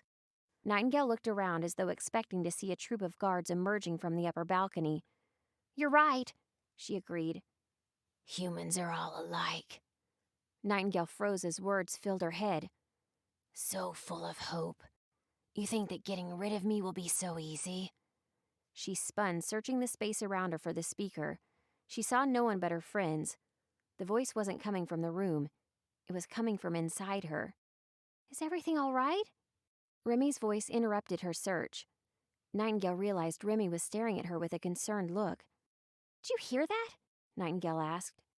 Remy cocked her head to the side and raised her eyebrows slowly. Hear what? Are you okay? Nightingale forced a smile. Yeah, I'm fine. We have a plan. Let's head to Romstead. Then in the back of her head, a voice only she could hear continued. Theodosian is a lost magic girl. Try as you might. I'll have your body soon enough. The voice sent a chill through her body, and Nightingale ignored the voice, blocking it out with all the willpower she could muster. Rook began cleaning up as to not alert Balthazar that someone without his knowledge had ever entered his study. Let's go grab our supplies, then. Get on the road before Yol or Shayless realize their sister is missing. Okay, so some cool stuff happens for people who have stuck around. There's some interesting things going on. So we gotta do some stuff. So it says reward. Nightingale is infected with the Malama. Reveal small hidden card UM4. Reveal that. Small hidden card UM4. Assemblage. And Nightingale learns whatever that is. So Nightingale learns the infection. Nightingale learns the infection story discipline. So this is what she's learned. Assemblage story, the infection. Deal yourself one, exhaust it. To deal yourself one irreducible damage to reduce the SP cost of an action or ability you are making by 1. So she gets a new ability. Pretty cool. I mean, sure. If it can reduce the cost of another thing that she's going to cast by 1, I'm okay with that. So she gets that. So it says Nightingale learns the infection story discipline. Alright, so let's talk about rewards for what we got for beating these creatures. The night. I kill the swarm and yep, so just I kill the swarm and that. So it is 12. We get 12 gold before we leave the city. So 12 gold takes us to 177 gold. Okay.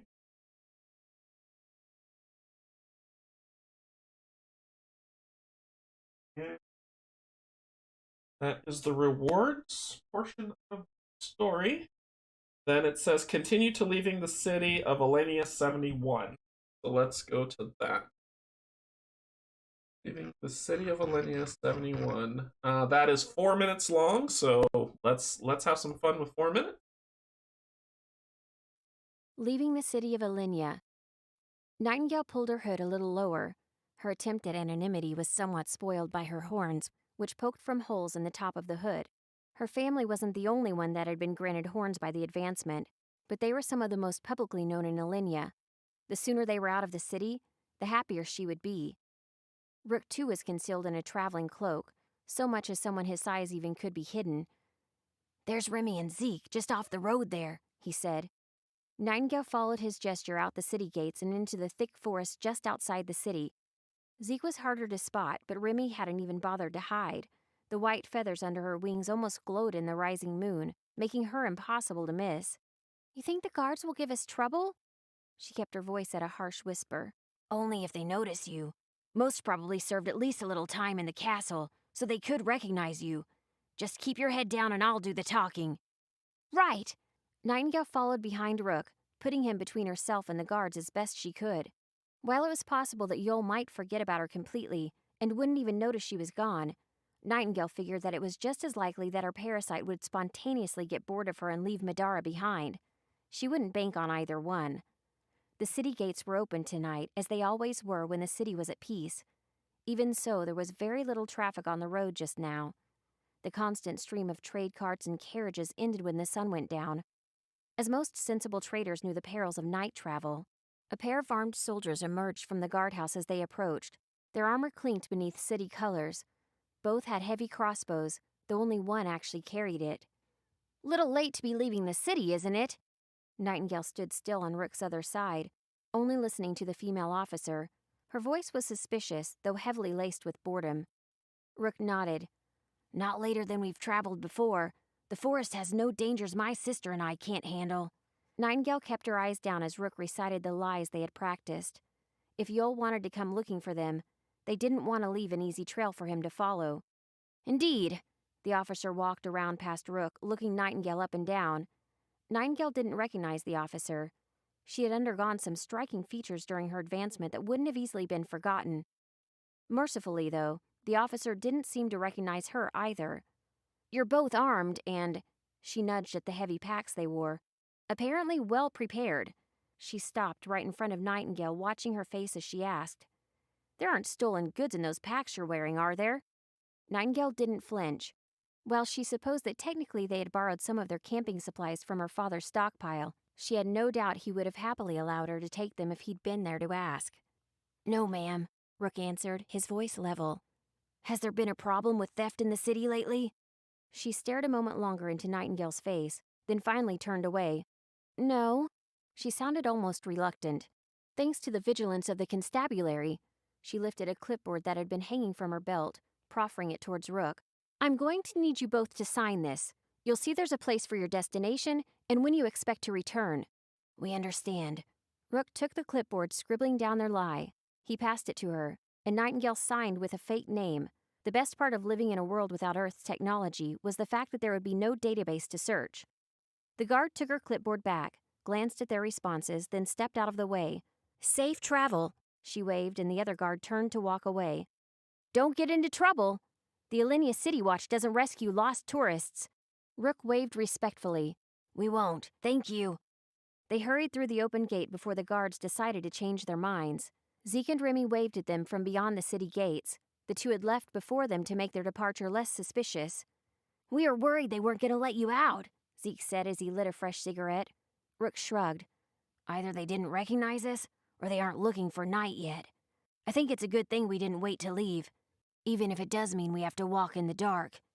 Remy saluted back towards the guardhouse. "See you later, Alenia." Awesome, awesome. So that ends chapter 1. Woohoo! So we're going to chapter 2.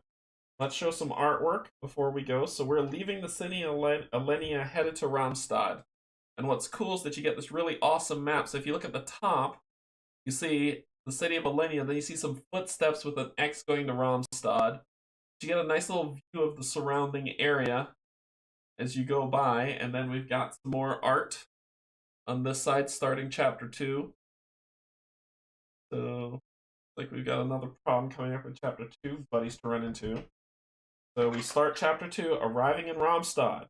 So we're going to chapter 2. It's 1, 2, 3.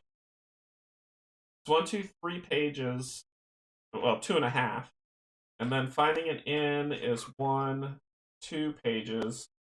A commotion downstairs is 1, and then we're in the city. We're halfway there.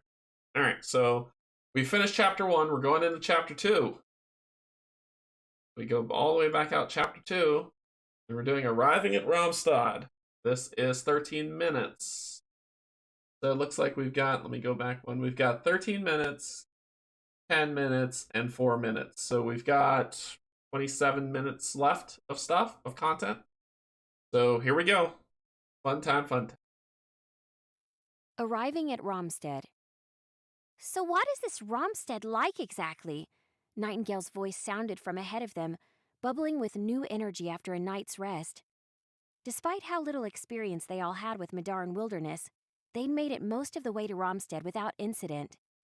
Despite her condition, Nightingale almost always stayed out in front, even when that meant having to take course corrections from Remy. Remy didn't mind. She walked with her wings out, spread just far enough to catch the breeze constantly blowing off the ocean. It was a nice reminder of the time she'd spent learning to fly, just after arriving on Middara. Remy opened her mouth to answer, but Rook spoke before she could. One of the smallest cities in the kingdom, according to the maps. Think of a fish market, then picture it a little bigger. That's Romstead. Remy choked back a laugh, quite unsuccessfully. Her friends all turned, staring at her. I think your information might be a little out of date, Rook. Remy glanced once at the trail ahead of them, searching for trail markers. She couldn't see any, but she could hear the sound of distant waves, a sure sign they were close. Romstead hasn't been like that since I got to Middara. She swung her arms and wings at the same time exaggeratedly. It's so alive. Ships are always coming in, so there's always somebody new to talk to. Way more chaotic than Alinea, but that just means there's more to do. Oh, Rick shrugged. Well, you know, your family lives there, right? Yeah. Remy turned away from her friends, speeding up a little. I spent my first year on Middara here before going off to the Institute. When I arrived to Middara, I barely missed the deadline for the new year and got time to explore the place before being shipped off. I haven't been keeping in touch with my dad as much as I probably should, but I'm sure he'll be happy to see me. As they reached the edge of a sloping cliffside, the city came into view. Romstead occupied a massive deposit of pale granite jutting out over the ocean for a length of several miles. The city had been carved straight from the rock, thousands of little buildings all vying for space overlooking the sea. The city was so thick with structures that Remy could hardly even see the ocean. Wide pavilions of garish cloth covered switchback walkways between successive levels, all the way down to the docks. Romstead wasn't walled and gated like Alinea, so they encountered no guardhouses or inspections as they neared. Instead, they found themselves swallowed by sprawling slums of old wooden homes set back from the wealthier stone districts. Nor were the merchants and peddlers restricted to a market district as they were in Alinea. No sooner had they made their way inside than they were accosted with the shouts of peddlers and street performers. Remy found herself smiling as they walked past the street vendors hawking fresh fish, pearls, and exotic wares from Midara's distant shores. Whoa, it's like Pike Place. Nightingale beamed, remembering the city she was from on Earth. She watched a man toss a fish towards another merchant and clapped, So cool! Come on, we have a long way to walk still. Remy pulled at her wrist, and Nightingale hesitantly let herself get pulled away from all strange street performers and exotic foods. They were dragging their feet a little by the time they made it to the edge of the highest level of the city and reached the thick stone balcony overlooking the sea. Where's your house? Nightingale glanced down the switchbacks where it appeared the houses grew more modest the further down one looked. Only the finest, largest mansions were up here, where there was both safety from storms and a perfect view. Remy gestured to one side, to a wide boulevard lined by towering mansions. This way. We're almost there. Thank God. Zeke's voice was low and a little annoyed. You think your father keeps cigarettes? I smoked my last one an hour ago. Remy shook her head. I doubt it. I don't think I ever saw anyone smoke, even the staff. Rook chuckled. I think you've got a problem. In a few hours, it'll be your problem, too. Zeke smiled as he said it, but his expression was deadly serious. The street leading to her home was far less crowded than the market had been. What few people they passed were all well-dressed, in bright linen and silk instead of rough cloth and armor. Many had sturdy-looking mercenaries escorting them, an even higher mark of privilege than all the fine clothing. Remy stopped at the finest house on the street. This is the place. Her friends gaped, and Remy could hardly blame them. The mansion was built in the Moorish style, though the many arches and fine stone had also been built thick enough to prevent easy entry. Even the path leading to the door was elegant, with a bright geometric mosaic and dozens of exotic plants. You live here? Nightingale asked. Don't take this the wrong way or anything, Remy, but was it wrong of her to feel a little smug to see that look on Princess Nightingale's face? Probably. While the place wasn't as grand as Balthazar's castle, it made the Zhang manor that Zeke and Nightingale had been living in look like a one-bedroom apartment. I know I'm not royalty or anything. Remy started walking again, squaring her shoulders for an uncomfortable reunion. but my father's an important merchant. He must be a skilled capitalist if you live like this, Rook said. You've got me all worried about what you'll think when you see my tiny farm, though I guess it was a great idea coming here regardless. We'll get night cured in no time. Yeah. Remy stopped in front of the massive oak door. She reached for the handle. You sure your father will be okay with all of us staying here? Nightingale asked. We could probably find an inn or something for the night. Come back in the morning? Nah, it'll be fine. What are friends for, right? She knocked several times, and the hollow sound reverberated through the house beyond. Footsteps sounded on the other side, and several heavy bolts rattled as they were unlocked. The door slid open, revealing a tall, thin woman in the red and black Moretti colors. Hello, Mia. Long time no see. Remy? A skeptical expression turned to a grin, and she bowed. Your father will be delighted to hear you're back. Mia didn't fit the bill as a steward. Instead of a face lined with wrinkles or hands covered with the calluses from hard work, she was tall and beautiful, with a short, tight dress that had pieces of cloth that fell in an elegant pattern down to her boots. Remy's shoulders relaxed, her wings slipping into a more comfortable folded position behind her. Maybe this wasn't going to be as hard as she thought. I was hoping to speak with him right away. Is he home? Mia reached up, scratching idly at the precise bun she was wearing. Aye, he's in a meeting now. I'm sure he would be happy to interrupt it and visit with you, though. That would be wonderful. Mia opened the door the rest of the way and led them inside. Where the outside only hinted at extravagance, the interior had been furnished without restraint. A wide courtyard of pools and fountains was in the center of the house, each glittering with semi-precious stones. Fine artistic pieces were displayed along the halls in plinths of exotic wood. They walked the length of the house until Mia stopped beside a door almost as thick as the front. Just give me 1 minute. I'm sure your father will drop whatever he's doing to meet with you, and your... Her eyes flicked briefly to Nightingale, then back. Friends. She vanished inside the door, snapping it shut behind her. Does your father's servants all dress so... Zeke shrugged. Inviting? Inviting? Remy cocked an eyebrow. I've never noticed, but yeah, the girls all have the same outfit, and she's not a servant, more of a steward, really.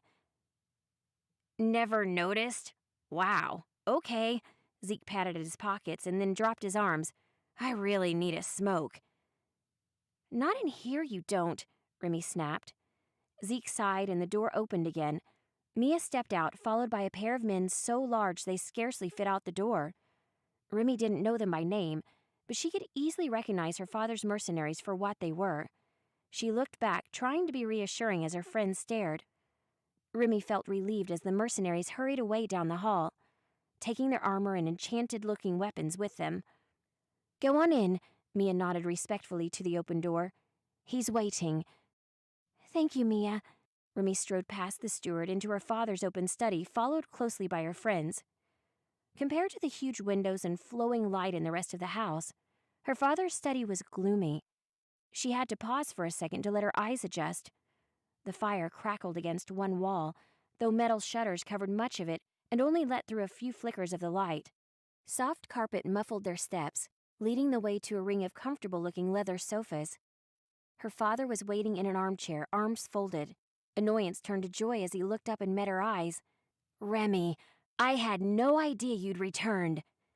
It was easy to see why there were so many bad rumors about Malik Moretti. Even sitting down, he looked imposing, a solid figure with wickedly curved purple horns and serrated spikes poking out from his armored shoulders. His eyes were the hardest part to get used to, red and always faintly glowing. Remy wasn't intimidated anymore, and she let only her excitement show. Just got back. I came straight home. Her father released her after another few moments, only then noticing she wasn't alone. You brought friends. From the Institute, I assume. She nodded. We took the Mass together. I never could have passed it without their help. Then on behalf of the Moretti family, you have my gratitude, he said, though he was no longer looking at her. Malik seemed to be staring at Zeke and Nightingale. Please, sit down. I'll have Mia bring refreshments and we can talk. A few minutes later, and they were all sitting and enjoying glasses of chilled juice. So you graduated then. 2 years of hard work has paid off at last. Remy nodded. A few nights ago. That's fantastic. Malik touched her on the shoulder, grinning. I'm sorry I couldn't attend the ceremony in Alinea myself.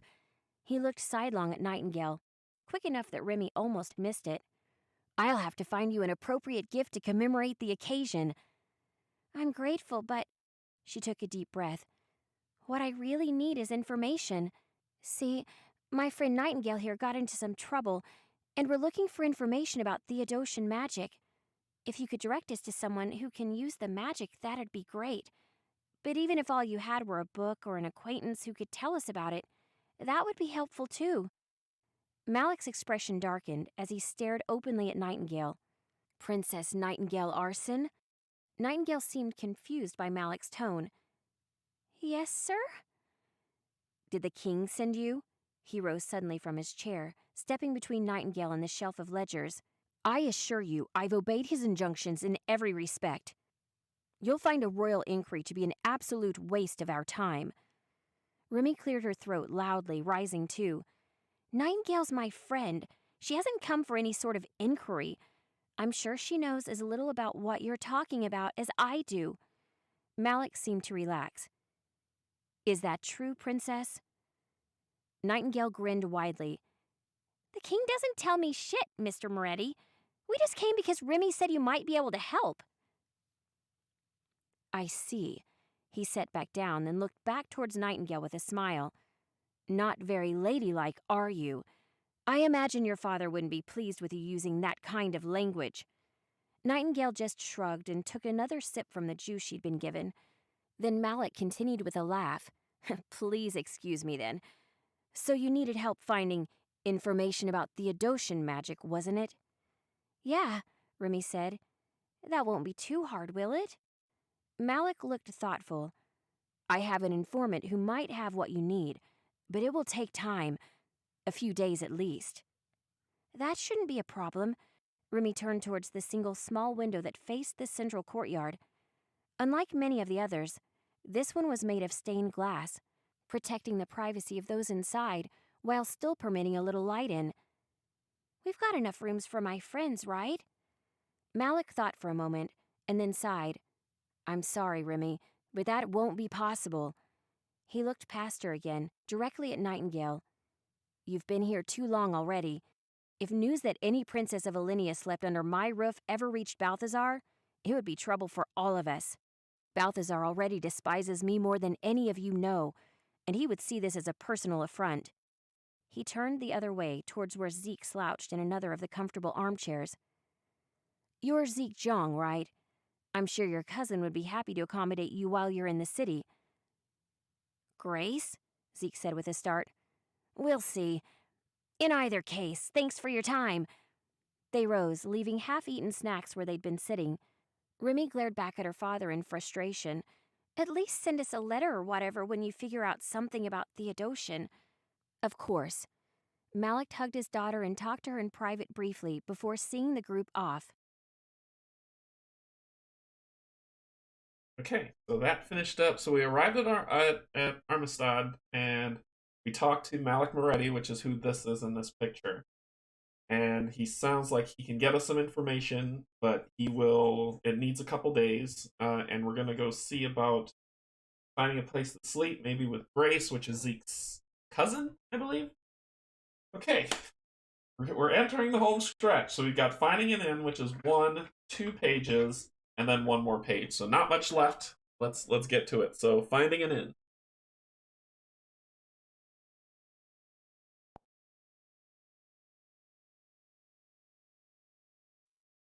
Finding an inn. Your father looks like a supervillain, Zeke said as they walked back down through the streets of Romstead. I mean, I'm not saying he is a villain. I'm just saying that the advancement dealt him a perfect hand. I got my wings and innocent looks from my mom, Remy said, flapping her wings in Zeke's face playfully. Zeke batted at them, but it was no good. I really, really need a smoke.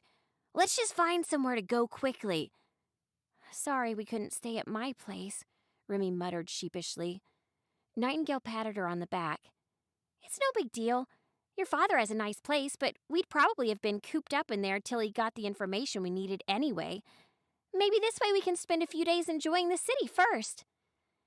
They had to ask for directions to Grace's manor every few streets, but it didn't matter really. Nightingale enjoyed talking to so many different people. The advancement didn't always cause noticeable changes to those brought to Middara, but it was fascinating to see the different ways people changed when it did. She spoke to a man with skin like a chameleon, a girl with dragonfly wings, and saw others who were even stranger. After a few blocks, Nightingale stopped. Noticing Zeke had fallen out of step with them, she hurried over, watching as he exchanged a few coins for a few fresh packs of cigarettes. He grinned as he pulled one out of the pack, stuffing the rest away. "Sorry, I was already getting a headache." "Think you should give him up?" Nightingale mused. He shrugged as he lit it. "Nah." Nightingale sniffed at the burning tobacco in the air and grimaced. "I wish you smoked something that smelled good at least." Zeke just shrugged again. "I actually like the smell. Hey, Zeke, your cousin Grace, is she cool?" "I'm under the impression she runs the town as the appointed Duchess," Remy said. He drew a long drag from the cigarette, sighing with relief. "She was supposedly present when I first came to Middara. Honestly, I don't remember seeing her. I have heard that she's supposed to be a lot like her father Yoon, but I guess she had some sort of beef with Balthazar or Kezia or someone. I don't really know the specifics. She was assigned here before I came to Middara, so I got to skip the drama." Nightingale hurried forward a few steps, catching up with Rook and Remy and stopping them on the sidewalk with a held-up hand. It was already getting late, and the setting sun was turning the ocean to shimmering orange color behind them. The activity in the streets wasn't nearly what it had been when they first arrived. "Listen, guys, I don't think we should stay with Zeke's cousin," Nightingale grinned. "Why not?" Rook asked, keeping a watchful eye on the crowd around them. "Grace is Romstead's Duchess. If we stay there, then two things are going to happen. First, it makes this visit official. My brother will find out we're here faster than he would have already. Second, if she's like any other politician, she'll want to use our visit somehow." Zeke nodded. "Probably. What else can we do, though?" "An inn." Nightingale didn't have far to look, since seeing the sign had been what inspired the thought in the first place. She pointed across the street to a large wooden sign. It said Padrick's Dungeon Arms and included the image of a crude metal gun. "How about instead of making ourselves a royal visit, we act like regular people and use an inn?"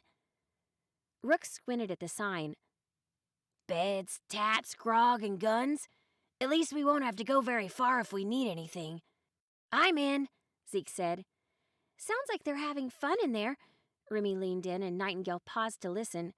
Sure enough, she could hear many voices raised in an off-color song. The interior was everything Nightingale had hoped for and more. Almost every table was packed with happy, tipsy people. Smoke filled the air in multicolored clouds, some of which buzzed with their own faint magical auras. Cards and gambling filled most of the room, while another, slightly cleaner corner of the room was busy with a tattoo artist hard at work on a reclining guest. On one end of the room, there was a sturdy wooden counter with weapons of various kinds hanging just behind it. A barmaid with dark skin made her way through the crowd with a tray of drinks, dodging between patrons and poise as she deposited their orders. A muscular man reclined on a crate by the counter, tinkering with a fine flintlock pistol. He also wore intricate glasses, and one of the fullest, russet beards Nightingale had ever seen. "Hey!" Nightingale blurted, causing the man to jerk so violently that he nearly fell off the side of his crate. "What the hell?" the man shouted. Realizing she must have startled him, Nightingale lowered her voice. We're looking for the proprietor. Is Padrick here?" He nodded. "That's me." He paused with an incredulous look. Then after a few moments he continued. "You here for board or booze?" "Both. 2 rooms and enough drinks to help us relax after a long journey." "Sure thing. I think we've got a few vacancies left." It was hard to be sure, but was that suspicion on his face? Maybe Padrick just wasn't very friendly. "It's 2 gold pieces a night. Take it or leave it." Padrick huffed. His voice was deep and had a gravel texture to it. Nightingale had no idea if that was a lot of gold for a room, but Patrick made it sound like she was getting screwed. She was about to bring it up when Remy popped in next to her. I'll get it. Remy leaned over and dropped a small handful of coins into Patrick's hand. Nightingale gave her a look. Where did that come from? Daddy gave me some spending cash before we left, Remy said, smiling. Nightingale wasn't sure why Malik got a bad rap. He was pretty all right if he was paying for her booze.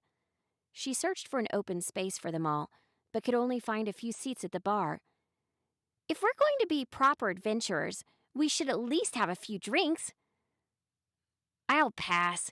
Zeke took one of the keys from Remy, shouldering his pack towards the stairs. I've had enough adventuring for one day. Thanks. Give Rook mine. He probably won't even notice. Thanks, Rook said, exasperated. Let's get the only guy that seems to be paying attention to our surroundings drunk. Although, it might be nice to take the edge off. Nightingale glared at Zeke's retreating back, but didn't try to argue. Instead, she turned to the others. You guys want to have a drinking contest? Halfway through Nightingale's first ale, and she was asleep. Remy watched with more than a little amusement. She's a real lightweight, huh? Remy perched beside Rook on one of the rickety bar stools. After an hour or so, the tavern began to empty, its patrons heading up to their beds or out to later venues. It's not just her, Rook said. There was more than a little slur to his words. Exhaustion doesn't mix with alcohol. He glanced once around the inn, at mostly empty tables. I think I'm done. He rose, swaying for a moment. I think I'll take Night up, too. You think you'll be all right down here? Yeah. Remy pulled her latest mug closer to her, glaring defiantly at its contents. I think I'll have one more and go to bed. All right. Rook gently shook Nightingale awake, and the two made their way upstairs in a stupor. Time passed. Remy wasn't really sure how much, though. She exchanged her empty mug for a full one and watched the bar empty in the mirror behind the counter. Eventually, the hearth had burned down, and all the other tables were empty. She sat alone at the bar with a mug she hadn't touched in at least an hour. You look troubled. It was the inn's proprietor, Patrick, with a mug of his own. He took the seat beside her unceremoniously, taking a long sip as he did. You could say that. Remy had run out of restraint 2 or 3 drinks back. I didn't think I'd be sleeping in an inn tonight. Why is that? Patrick asked as he took another swig. My dad. I know he's not the nicest person on Middara, but he's always been good to me. It's the first time I've seen him in 2 years, and he won't even give my friends a place to stay. Patrick nodded with the knowing confidence of a bartender. It probably has something to do with your friend. I never heard of a Moretti anywhere near an arson, unless they were locked in irons, of course. Remy looked up, but the man's colored glasses were starting to blur into the wall behind him. You know me? She shifted uneasily in her seat. Malik might not officially own Romstead, but he owns Romstead. He raised a glass towards the nearby window with his mug, then took another long sip. You sure it's cool to spend time with the princess? I doubt your parents are any happier than hers about the whole thing. Nah, it's cool. Remy got to her feet, tossing her pack onto her shoulders. She had to try 3 times before she got it. We graduated together. Institute. Balthazar was at the graduation even. Remy set her mug down, not even noticing that she'd sloshed a portion of it onto the floor. I think I should sleep. Long day tomorrow. Patrick didn't move from the stool. Go slow, don't puke, or I'll make you clean it up. Yeah. Remy threw a hand as if she was knocking his words out of the air. I'll be fine.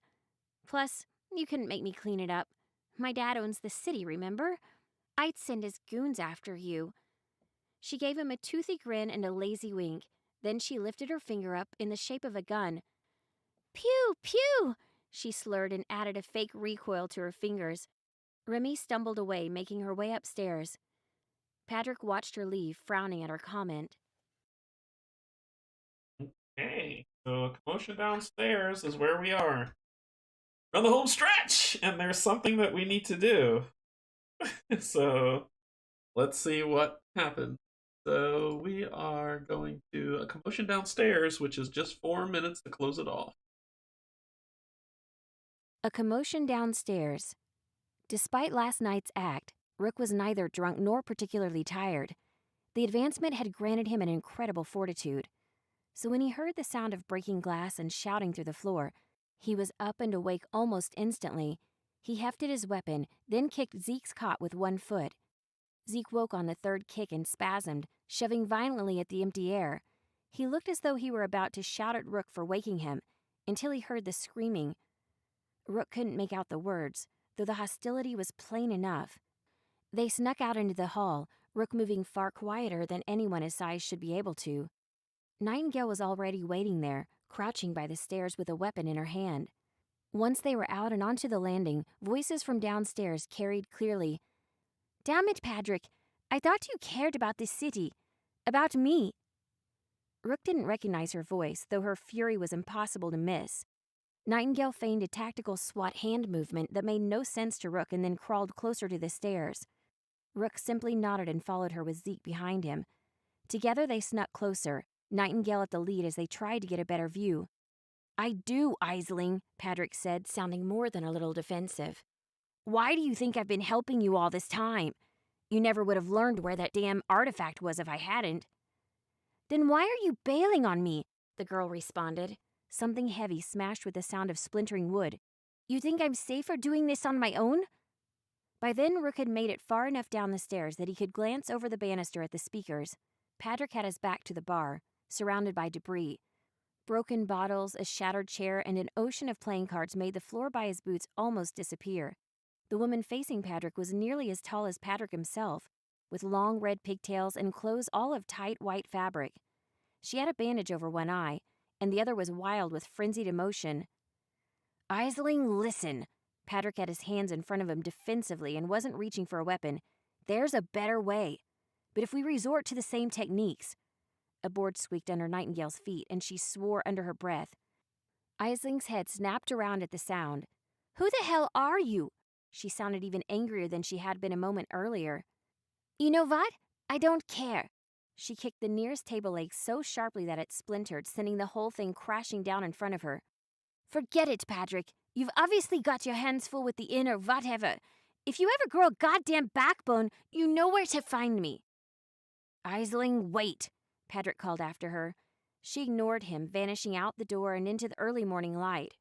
They made their way down onto the ground floor, a mixture of shame and curiosity on their faces. Instead of screaming at them, Patrick got a broom from behind the counter and started sweeping up broken glass. "Hey, so you guys hear all that?" "Yeah," Nightingale said, now fully awake.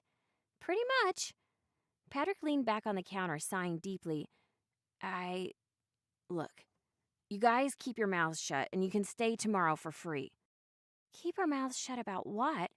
Remy's voice came from the stairs, sounding strained. She stumbled out, hands rubbing gently at her temples. She didn't exactly wait for an answer. "Anybody got an aspirin?" "I've got black coffee." Patrick ran one hand through his beard, glancing behind the counter and into the kitchen. "Well, I had black coffee. I could put another pot on, though. Just let me get this mess cleaned up before anyone else wakes up." Nightingale reached out, touching Patrick's arm. "Hey, Patrick, it's a deal. We won't tell anyone." "Good." He relaxed visibly, picking up the broom again. "Thanks." After a few moments, Zeke approached, waving a piece of paper in the air. "No way," he said with a dumbfounded look. "Check this out, guys." The piece of paper in his hand contained a picture of a grotesque-looking animate. Nightingale snatched it out of his hand and held it up. "Ha! We've seen this guy before. Actually fought him. Hey, is this a reward poster? Does this mean we get a reward if we killed him?" Patrick snatched it out of her hand and looked. "You guys killed a warden?" It was strange that Patrick was helping them as much as he was, but his inn offered a wide selection of impressive gear, and there really wasn't any reason not to shop before departing. Cool. That was a lot of lore, and I loved every minute of it. We got a flag check. It said, "Does the party have the story flag bounce or bounced?" Which means we would have killed the warden, which we did not, so no. Worried about everyone's well being, or perhaps just to keep them quiet about Aisling. Patrick gives the party 100 gold and offers half off on a single item in the following story round. What? Half off on a single thing. So the most expensive thing I'm going to buy is going to be half off. All right, so we've got 277 gold to do stuff with, and half off on our first thing. Then it says continue the story around Romstead exploration, which is this page. So it says tip. New loot level and alternate tags. Starting in the story round, adventurers have access to common items upgrade in the following encounters. The loot level will also now be common. Don't forget to look at the back of the large intelligent combatant cards with the alternate skull tag. These combatants contain special rules on when and how they spawn. The first alternate combatants will be used for this from this point forward. Don't forget to keep an eye on your current loot level. So, shop and train. You may spend gold and learn disciplines with XP. All common items are unlocked. All of them. All upgrades players have unlocked. Cool. One random common unique item. I'll figure that out. All non-unique accessories and all non-unique items from previous tiers. So all mundane and common are now unlocked for us. There, as a group, choose one of the following and then proceed to its listed page. This is side quest. There's two of them. There's one side quest, Malik's Mansion, and then there's the bounty that we can try. So Malik's Mansion is kind of what we're probably going to do next time, and then there's Venture 4 to the main quest. But I'm going to stop here only because I need to look through all this stuff to build out what we're going to do, and remember that it's half price off. So it's going to be on the first item, which is probably going to be a weapon. I want to start upping my dice rolls. Rolling white dice suck. So I want to get rolling the dice that like the Wardens roll. So I'm going to look through all this stuff, do some searching online to come up with, and I'll be posting in Discord to say what the ideas I'm having as I tweak every single thing. I only have 3 XP, so I can't buy a level 1 upgrade right now, which I really wish I could, because then I would buy a level 1 for probably Rook to get him mend so we can have better healing. Other than that, that's probably where we are now, and I'll let you all go, whoever stuck around for the lore. Thank you for sticking around. I appreciate it. That was fantastic. So, like I said, I'm going to upgrade everything with the new common stuff. People are going to get deadly. Zeke and Nightingale are probably going to end up being my killers. I got to figure out, Rook is going to be my Dragoon, so I got to figure out how to make her more effective. And, I'm sorry, Remy. Rook, he's going to be my Crusader, so we'll see, but my killers are probably going to be Zeke and Nightingale, and Rook and Remy will be my tanks, and I might turn one of them into a caster. I don't know. We'll see. But it ought to be good. Thanks. So let's go up here. I just want to say thanks, everybody. So we've met a new character. The guy here, him, is Podrick. So we met Podrick. So more people coming up, but thank you so much for joining me. I really appreciate it. It was fantastic. That was the type of stuff I love. I love all this lore. There's a big story brewing. We got to figure out what's going to happen. It's going to be fantastic. I keep saying fantastic because I'm having so much fun. But we're on chapter 2. So I'm really looking forward to chapter 2 and seeing where that goes. Upgrading and more Middara to come. So what's coming up next? Thursday. If I know Pac-Man's available, I still am waiting to hear back from Steven, but if he is, we're gonna do Curse of the Rougarou Arkham Horror. And then Sunday, we're gonna get back into Middara, starting chapter 2's side quest mission and having some fun and going and see where that takes us. So it's gonna be a good time. I want to thank everybody for joining me. Thank you to my Patreons. Thank you to my YouTube subscribers. I said I'm going to get the 400 sub video going. I promise you I will soon. I'm just trying to fit it in. It probably might be next Thursday. I don't know. So we'll see. But thanks for joining. Thank you, Foreteller, with your awesome app. Like I said, I'm not being paid. I just think that this is just fantastic. I love it. All right, everybody. Have a good night.